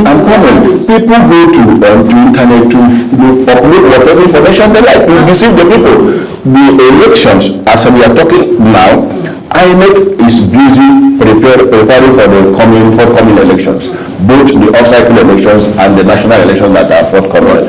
And there has not been any issue or anything that has happened to affect INEC from carrying out their responsibilities. The judiciary is there. Remember their role in a democratic system. In the governance, we have three arms of government. We have the executive, the legislature, and the judiciary. The judiciary, their role is to interpret the laws, guide people how things should be done. The laws passed by the legislature, accepted by the executive, and are interpreted by the judiciary. If there are conflicting governments, it is left for the court to sort themselves out. The parties in the case should go to the court and sort themselves out. It has not affected the preparation of the election as we are talking about today. So do you think the judiciary in any way has a way of affecting our democratic process with all of this conflicting judgment here and there? Because one person goes to appeal a judgment that has been given, tomorrow the whole thing is done in their favor, and it goes on like that. Come 2027, there are already speculations that a lot of politicians are running towards the judiciary now because it seems to be the final say. Right. They are going to have a lot of litigations at the end of 2020. It's already predictable with what we see already happening. So, do you think we need to maybe call the judiciary to order? So I don't know if what I'm saying is out of. Now let me come in. Let me assist you. The judiciary, when it comes to electoral matters, the court of first instance is the Federal High Court. Thank you. If you do not get justice at the Federal High Court, you proceed to the Court of Appeal. If you do not get justice at the Court of Appeal, you proceed to the Supreme Court. If you feel you still have a case, and if all these three layers of courts, the Federal High Court, the Court of Appeal, and the Supreme Court, gives judgment against you, which means you do not have a case. Absolutely. But what Nigerians are doing now is that when judgment is in their favor, they applaud the judiciary. If it is against them, they begin to condemn the judiciary, they begin to say they have been bought over, Mr. President has done it, APC has done it, and that. That has become the sing song to paint her party in bad light. But that is not the reality on the ground. If you are a litigant, and your lawyer, you must have a conference with your lawyer. If you have a good case, if you have a good lawyer, your good lawyer will tell you have a good case, let us proceed. And if you do not have a good case, your good lawyer is supposed to tell you don't have a good case, let us do this. But what we have seen is that some lawyers, because of money, the money they want to get, they will take both the good case and the bad case, they carry everything to court. And because the opposition have abused the minds of Nigerians against the judiciary, when you get to court and you lose the case, they say the judiciary has been bought over. But if it is in their favor, they applaud the judiciary. If there is a conflicting judgment, there are superior courts to correct that conflicting judgment. If you have a conflicting judgment at the Federal High Court, you go to Court of Appeal. Court of Appeal is supposed to correct that conflicting judgment. You get me? And if the Court of Appeal did not do justice to you, if you believe, you proceed to the Supreme Court. And when the Supreme Court rules, it becomes it. For me to stay on this just a little because there appears to be conflicting verdicts right now in our system. The recent ADC. The recent ADC's case with INEC. What did he say now? What was the conflict in the government? I don't. And which judge and which judge gave the conflicting judgment? What we have seen clearly is that the back and forth has been ongoing. It has implications for democracy. It has implications on our democratic processes. Before now, when you go to the court, we've not heard of situations where this person goes to court, before you take it to the court gives a verdict, and then you go to an appeal court. Just almost immediately, appeal court is saying something else, just almost immediately. So there's just the back and forth with our political parties and the court in recent times. And it's affecting democracy, if you ask me. It's affecting the knowledge of the common man. It's affecting the electorate out there, and I really insist on that. Excuse me, my sister. I told you before. The courts are there to, for checks and balances in our democratic process and in our entire life, especially as it has to do with laws, interpretation of laws.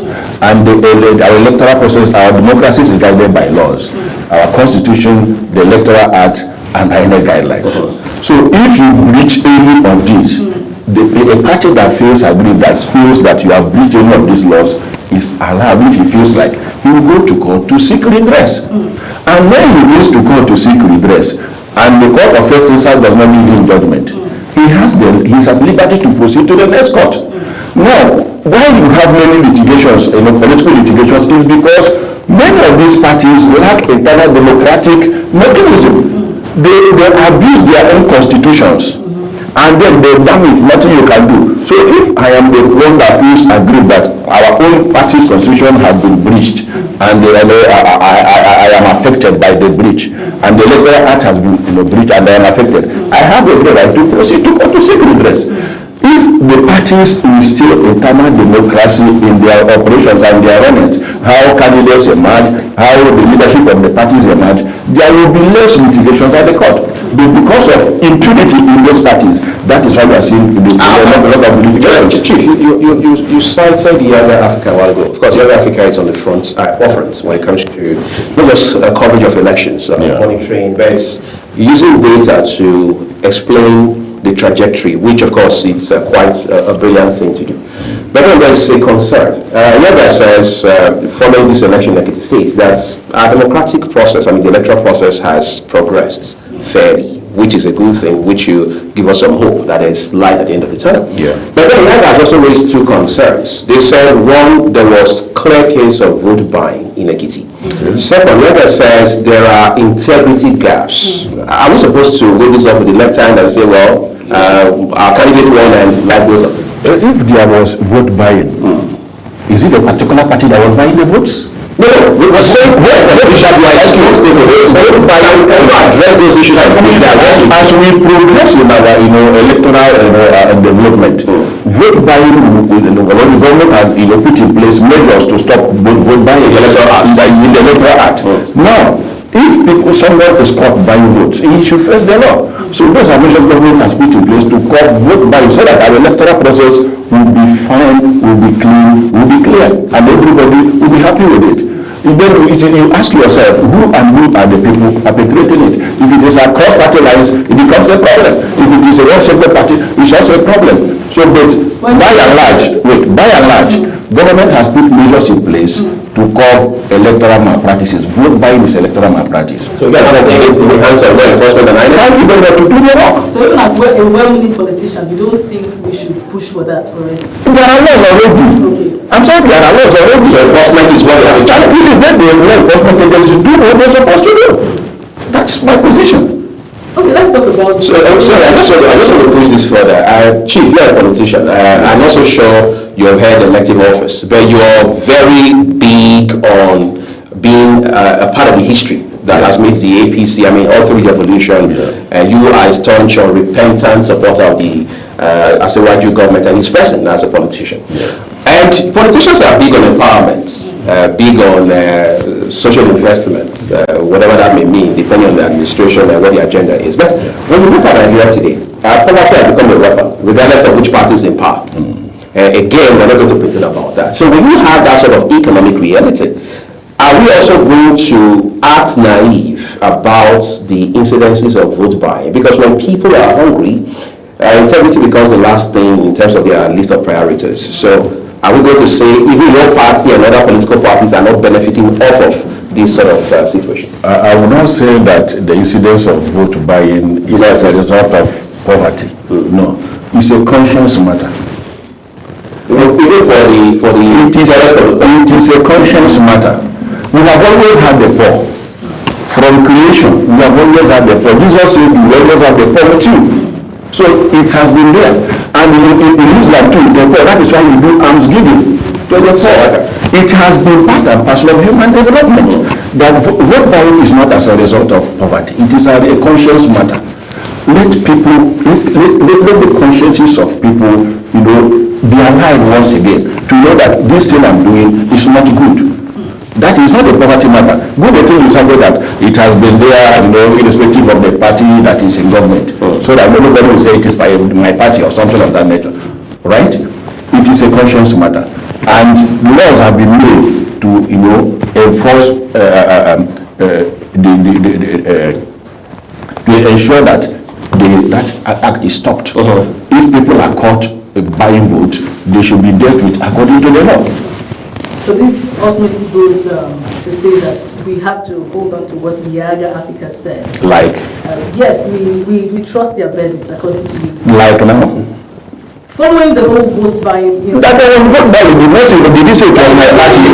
They said there were incidents. Did not say, wait now, understand the language. There were incidents of vote buying. It did not say the election was marked by incidents of vote buying.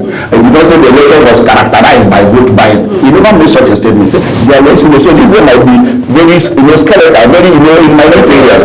That it was not it. Because if it was, everywhere, it would have been said that the election was marred by incidences of vote buying, or the election was characterized by incidences of vote buying. But that wasn't, excuse me, that wasn't what he had said. He said there were incidents. If you have incidents, that means it happened in maybe a few areas. Well, it's still a concern. That is why we are saying that you say, what to tackle it. There is a lot to handle that. So what is it leading voices, leading political voices? we have the government, we have said it is not good. Vote buying is not good. It is a crime. We are saying we have condemned it. Thank you very much. So, and the law enforcement agencies should do their job. I think that's fair enough to say. Law enforcement have to do their job, and like we've always said too, on television and all of it, we can't expect them to do the job of the police, for example. The same way we can't expect the police to do the job of politicians. But politicians have a stake in all of this process, because one of the things we're saying is that whatever way in which politicians conduct themselves within their parties, we see that play out during elections. And for a country like Nigeria, like INEC, like Yaja has pointed out, we must ask ourselves, what are those integrity gaps? How do we plug them? And of course, the issue of vote buying, how do we address that and other fundamentals that shape and continue to reshape? I'm also quite curious, because we have Nigerians that want the country to work. Yes, they might not be registered under some CSO or but people have the right to come out and state that this democratic process was mad. By whatever reason, based on the evidence that they have, I'm going to put it out to the public and say, this is what I saw. Without waiting for Yaga Africa to confirm it or not, or without, judging side by side. When do we allow people to express their democratic rights, even in electoral politicians are not going to allow that. Excuse me, people are free to express themselves, but within the ambit of the law. Of course. The law says facts. And that's the ambit of the law. The law, there is a lot of evidence and facts. So whatever you are saying, you must have facts that are verifiable. Not hearsays, not allegations that are unsubstantiated. Wait, I am a politician, you are not. We know that in politicking there is propaganda. It comes in various forms. We have seen cases of fake news everywhere. And when they are investigating, discover it is not true. So the tendency for people, because you do not like this particular candidate or this party, to fabricate news and spread it out to the social media because they know it travels far, is very, very there. It's there, and we are seeing it happen. So when you say, be sure of your source of information. That's what I want to say. If that source genuine, can you bring up the source and he substantiates his allegation? Those are the things. We can't call it untrue until we prove it. It is still an allegation that is unsubstantiated.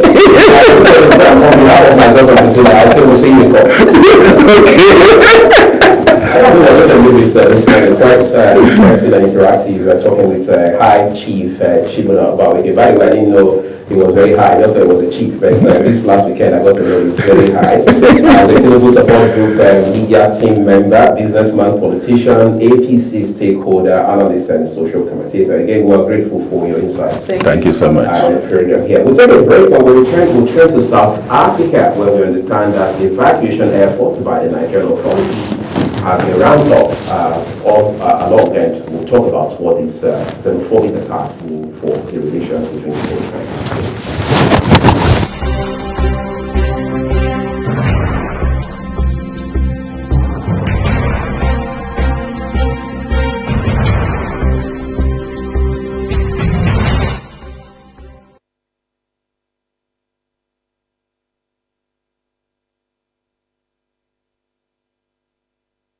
Up with Global Morning, your daily guide to what's happening and making the rounds. We delve into headlines, newspaper reviews, spot-on analysis, policies, current events, real talk, real issues that affect us all. From the latest trends to the debates, every topic, every angle, Global Morning is where it all starts.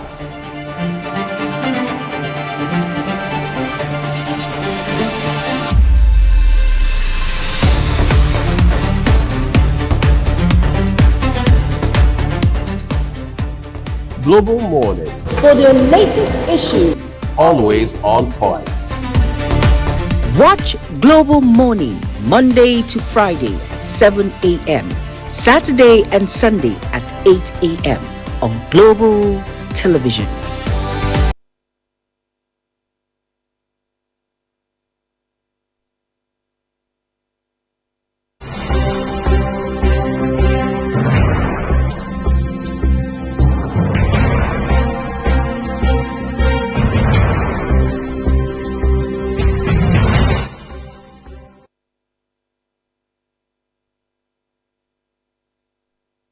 All right, let's quickly bring you a second conversation about the situation in South Africa beyond what the impact is on Nigerians who are based there. We're joined this morning by policy consultant Emmanuel Osemena. Emmanuel, I'd like to say a big thank you to you for coming on the program this morning.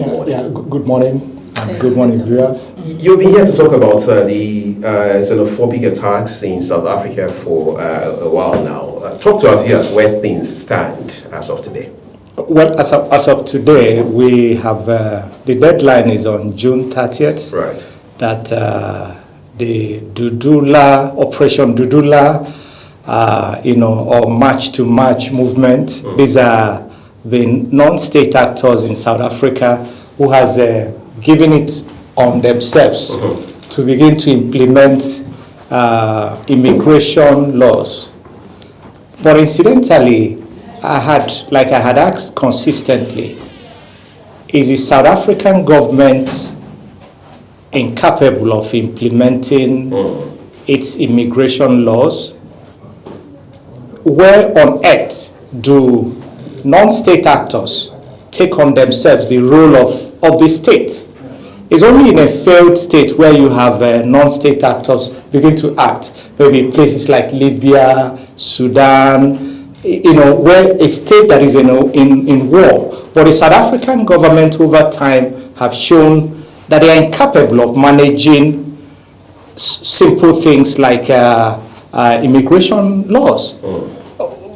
And then non-state actors who have formed themselves into vigilante are now going from street to street, shop to shop, city to city to implement these laws. It's very, very unfortunate. But I also should commend, it's also important to commend the Nigerian government, especially under the leadership of the current Minister of Foreign Affairs, who has begun to suddenly wake up and began to speak on the possible actions Nigeria may take against South Africa. The last time she addressed a press conference, she talked about 120 South African government owned businesses operating in Nigeria, multi-billion-dollar businesses operating in Nigeria that are nobody harasses them. But in South Africa, Nigerians who are business owners, small shop owners, on a daily basis come under tension, under pressure, under attack, and the government is incapable. Some of them, when you watch it, you could see police standing by, arms folded, arms akimbo, watching non-state actors destroy people's livelihood, and they do nothing. It's very, very unfortunate. Okay, so again, I'm curious, right?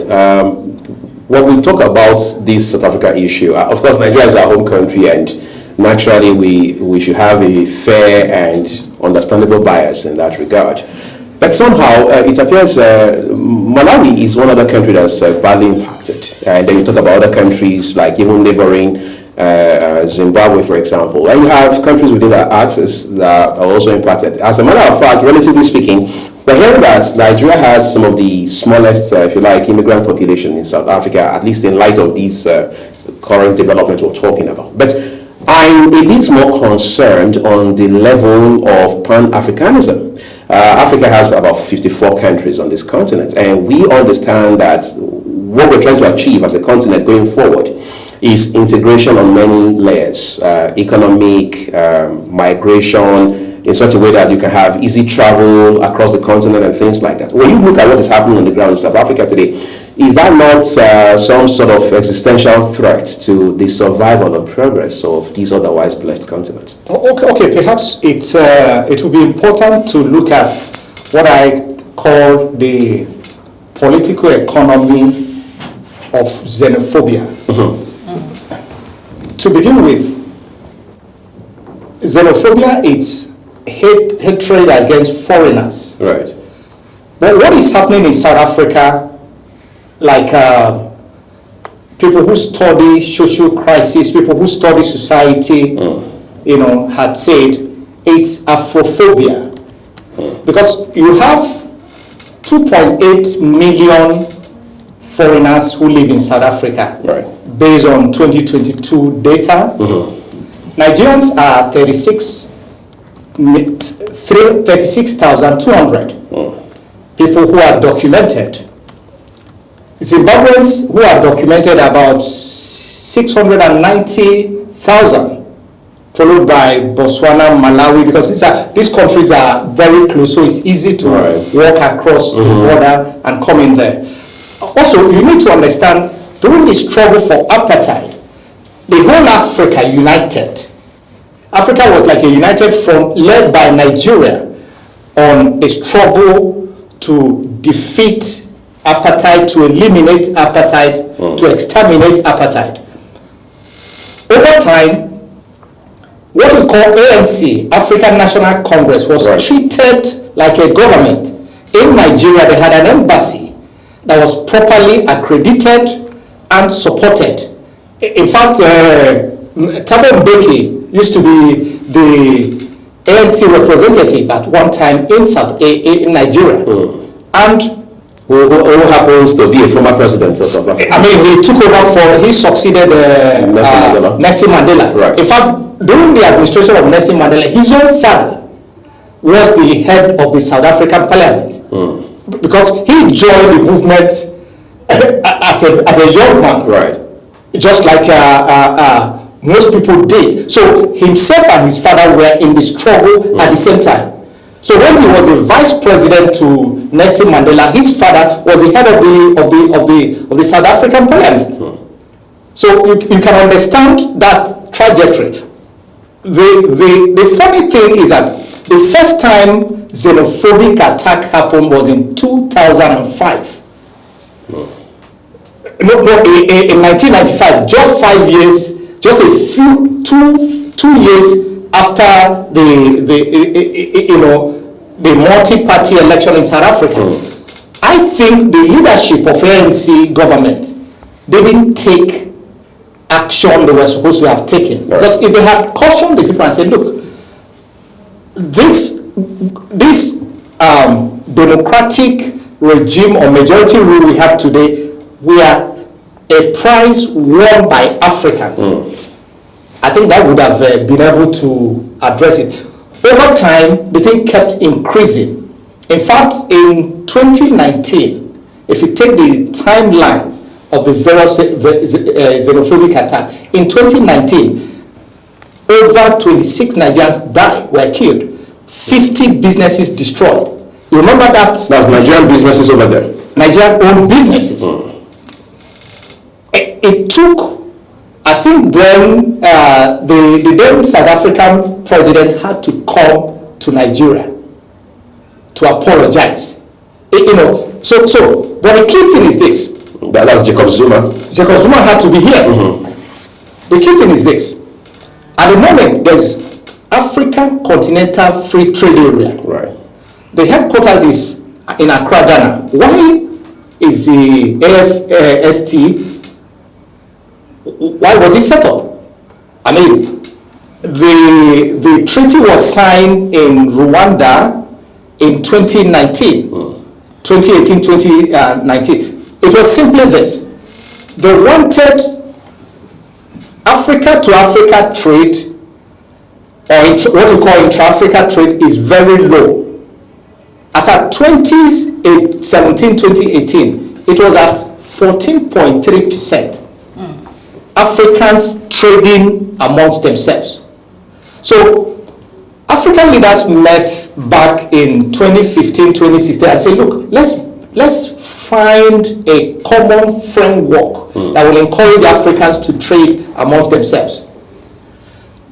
And what AU is, the overall idea of African Union, just like you have European Union, is to have a common African market, common tariff, common passport, and what have you.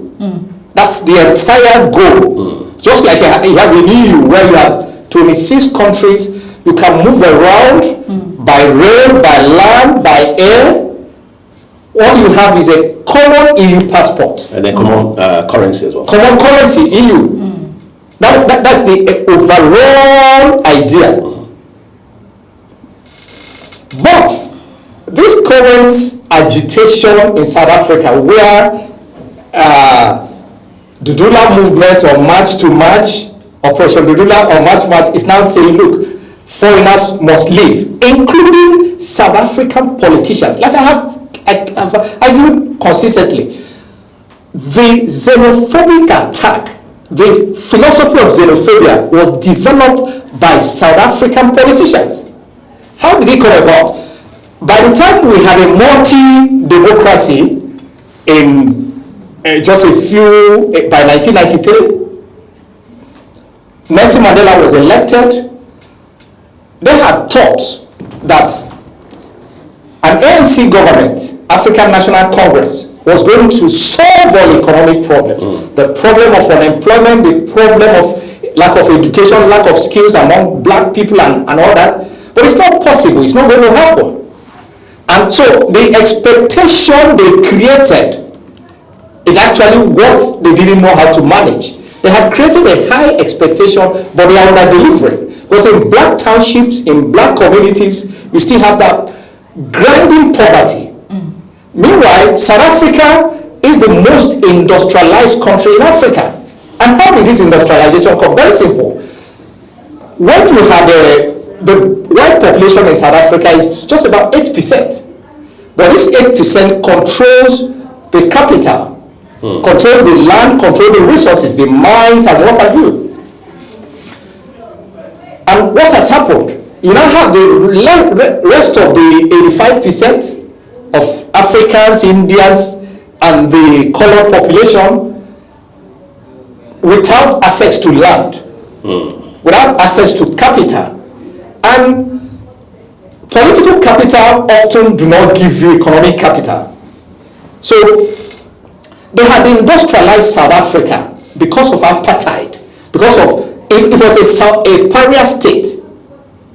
So they had to industrialize it. Sanctions were coming and nobody could predict the next sanction. So virtually all the big manufacturing companies across the world have their plants in South Africa, have their production base in South Africa, Republic of South Africa. Right. So South Africa had earned that reputation as the most industrialized country in Africa, but not because of the grit or the hard work of the black people. It's the white people who are creating a heaven for themselves. So what do? The South African politicians who are now in control, ANC, simply show the light to the people. Look, that you don't have a job because of your fellow Africans.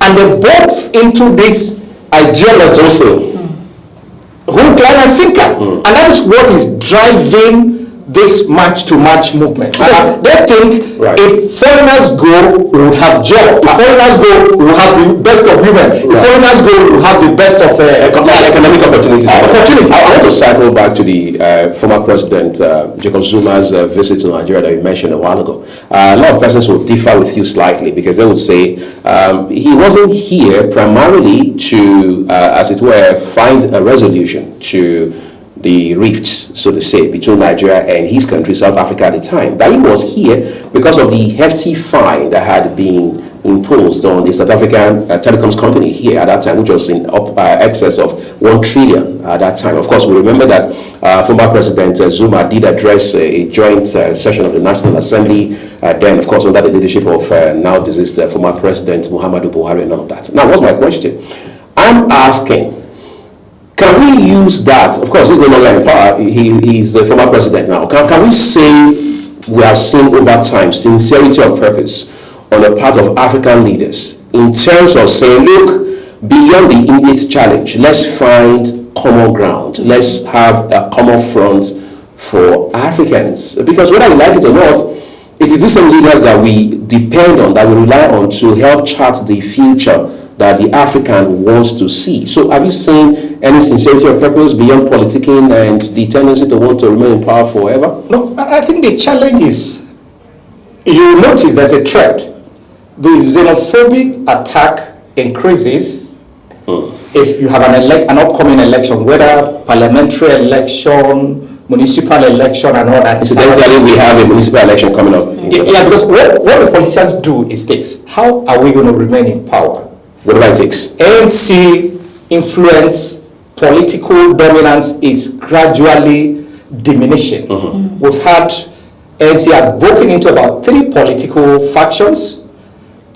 Jacob Zuma owns his own political party now, leads his own political group.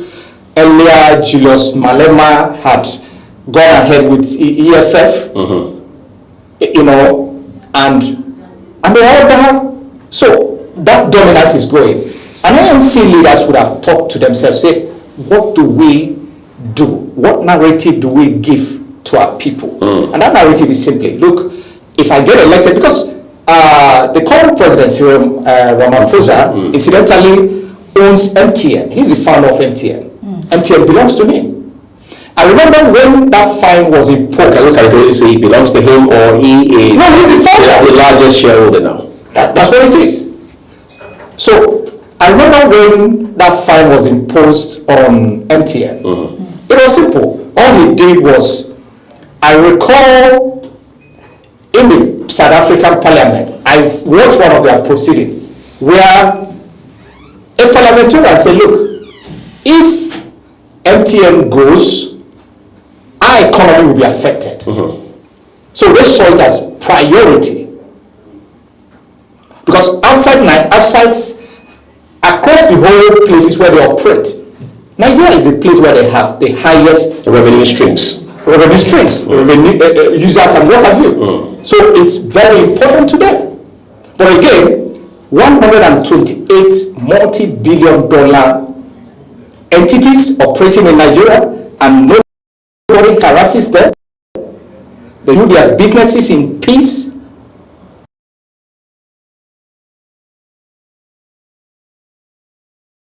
Across sectors. Even the Minister of Foreign Affairs, Mr. Bianca, has said it. It's in public media. But for my calculation, it's 128, not 120. So the key thing is this. In Ghana, for instance, they operate the Ashanti mines. It's a South African company that operates the Ashanti mines. I remember 2 days ago, the Ghanaian government said, look, we are not going to renew their mining license. So across Africa, they are beginning to get a pushback by governments who are now thinking by the time their mining licenses expires, they are not going to get it renewed, because Ghana has gone ahead to repatriate their people. Nigeria have started to repatriate their own people.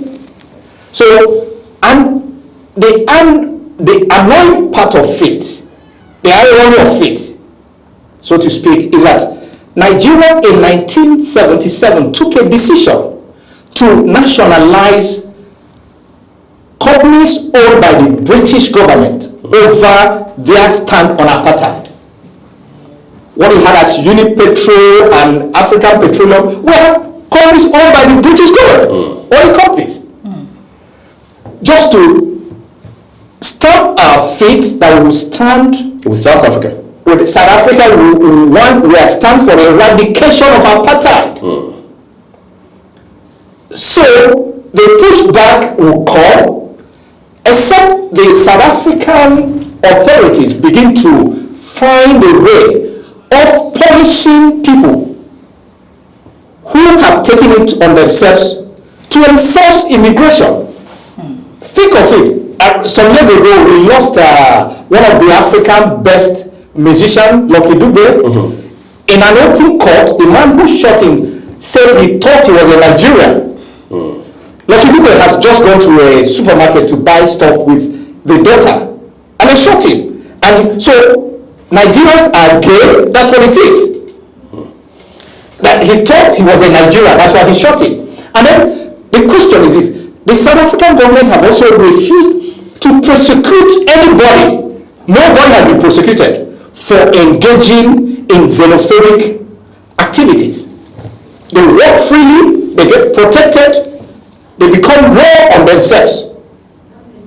Non-state actors, except you want to tell me South Africa is a third state. I think it's an issue of, if you ask me, this whole thing is an issue of the citizens of South Africa angry with their government, and they're maybe meting out their frustration all the foreigners that are around them, their cry is jobs. This is particularly away our jobs. The solution would be create more jobs. I mean, for the government itself to create more jobs. These people are coming into our country illegally. They are taking what belongs to us. It means that we don't have enough. And if you can give us enough, we don't mind, having our brothers and foreigners to enjoy with us or invest here. But you are not giving us, not responsible enough to give us enough for ourselves. Why then will these people come around to take it? So their cry is simple.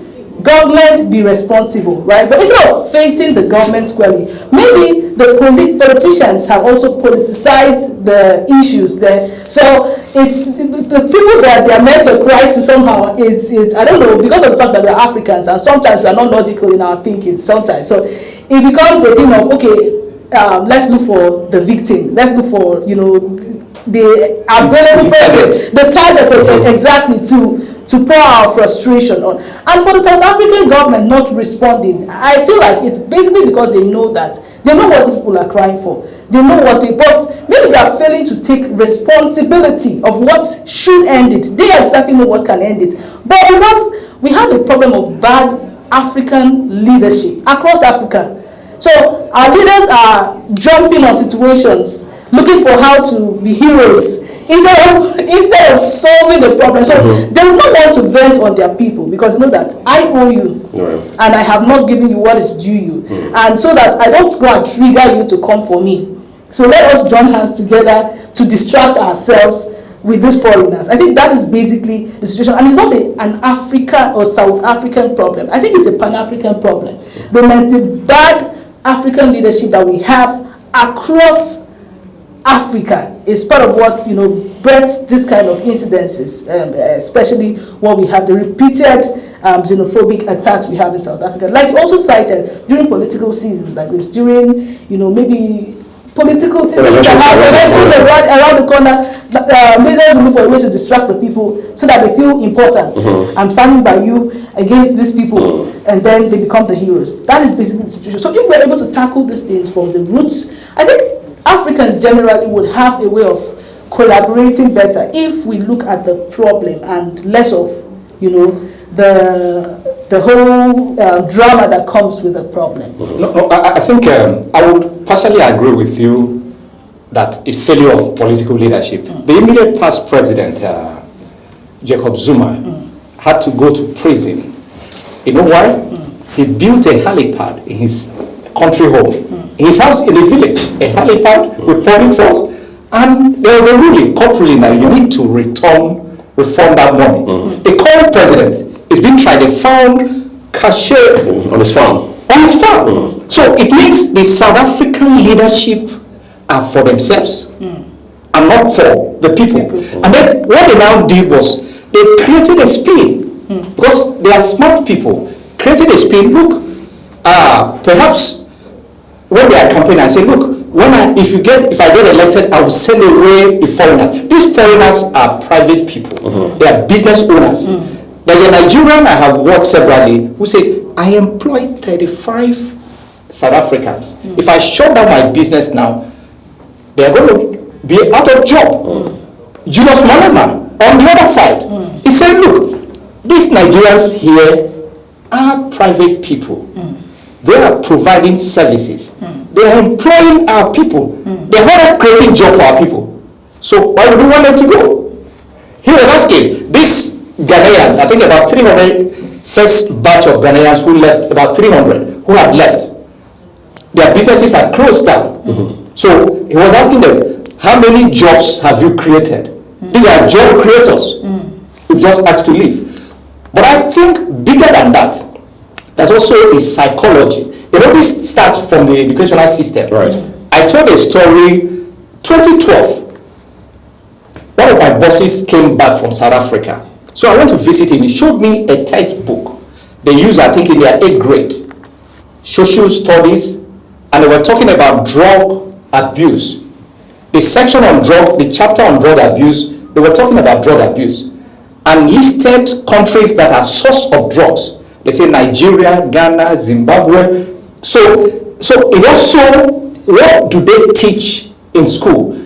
And you know, in South Africa, they had, during the apartheid, they had this problem of not having access to the same type of textbooks like the white people had.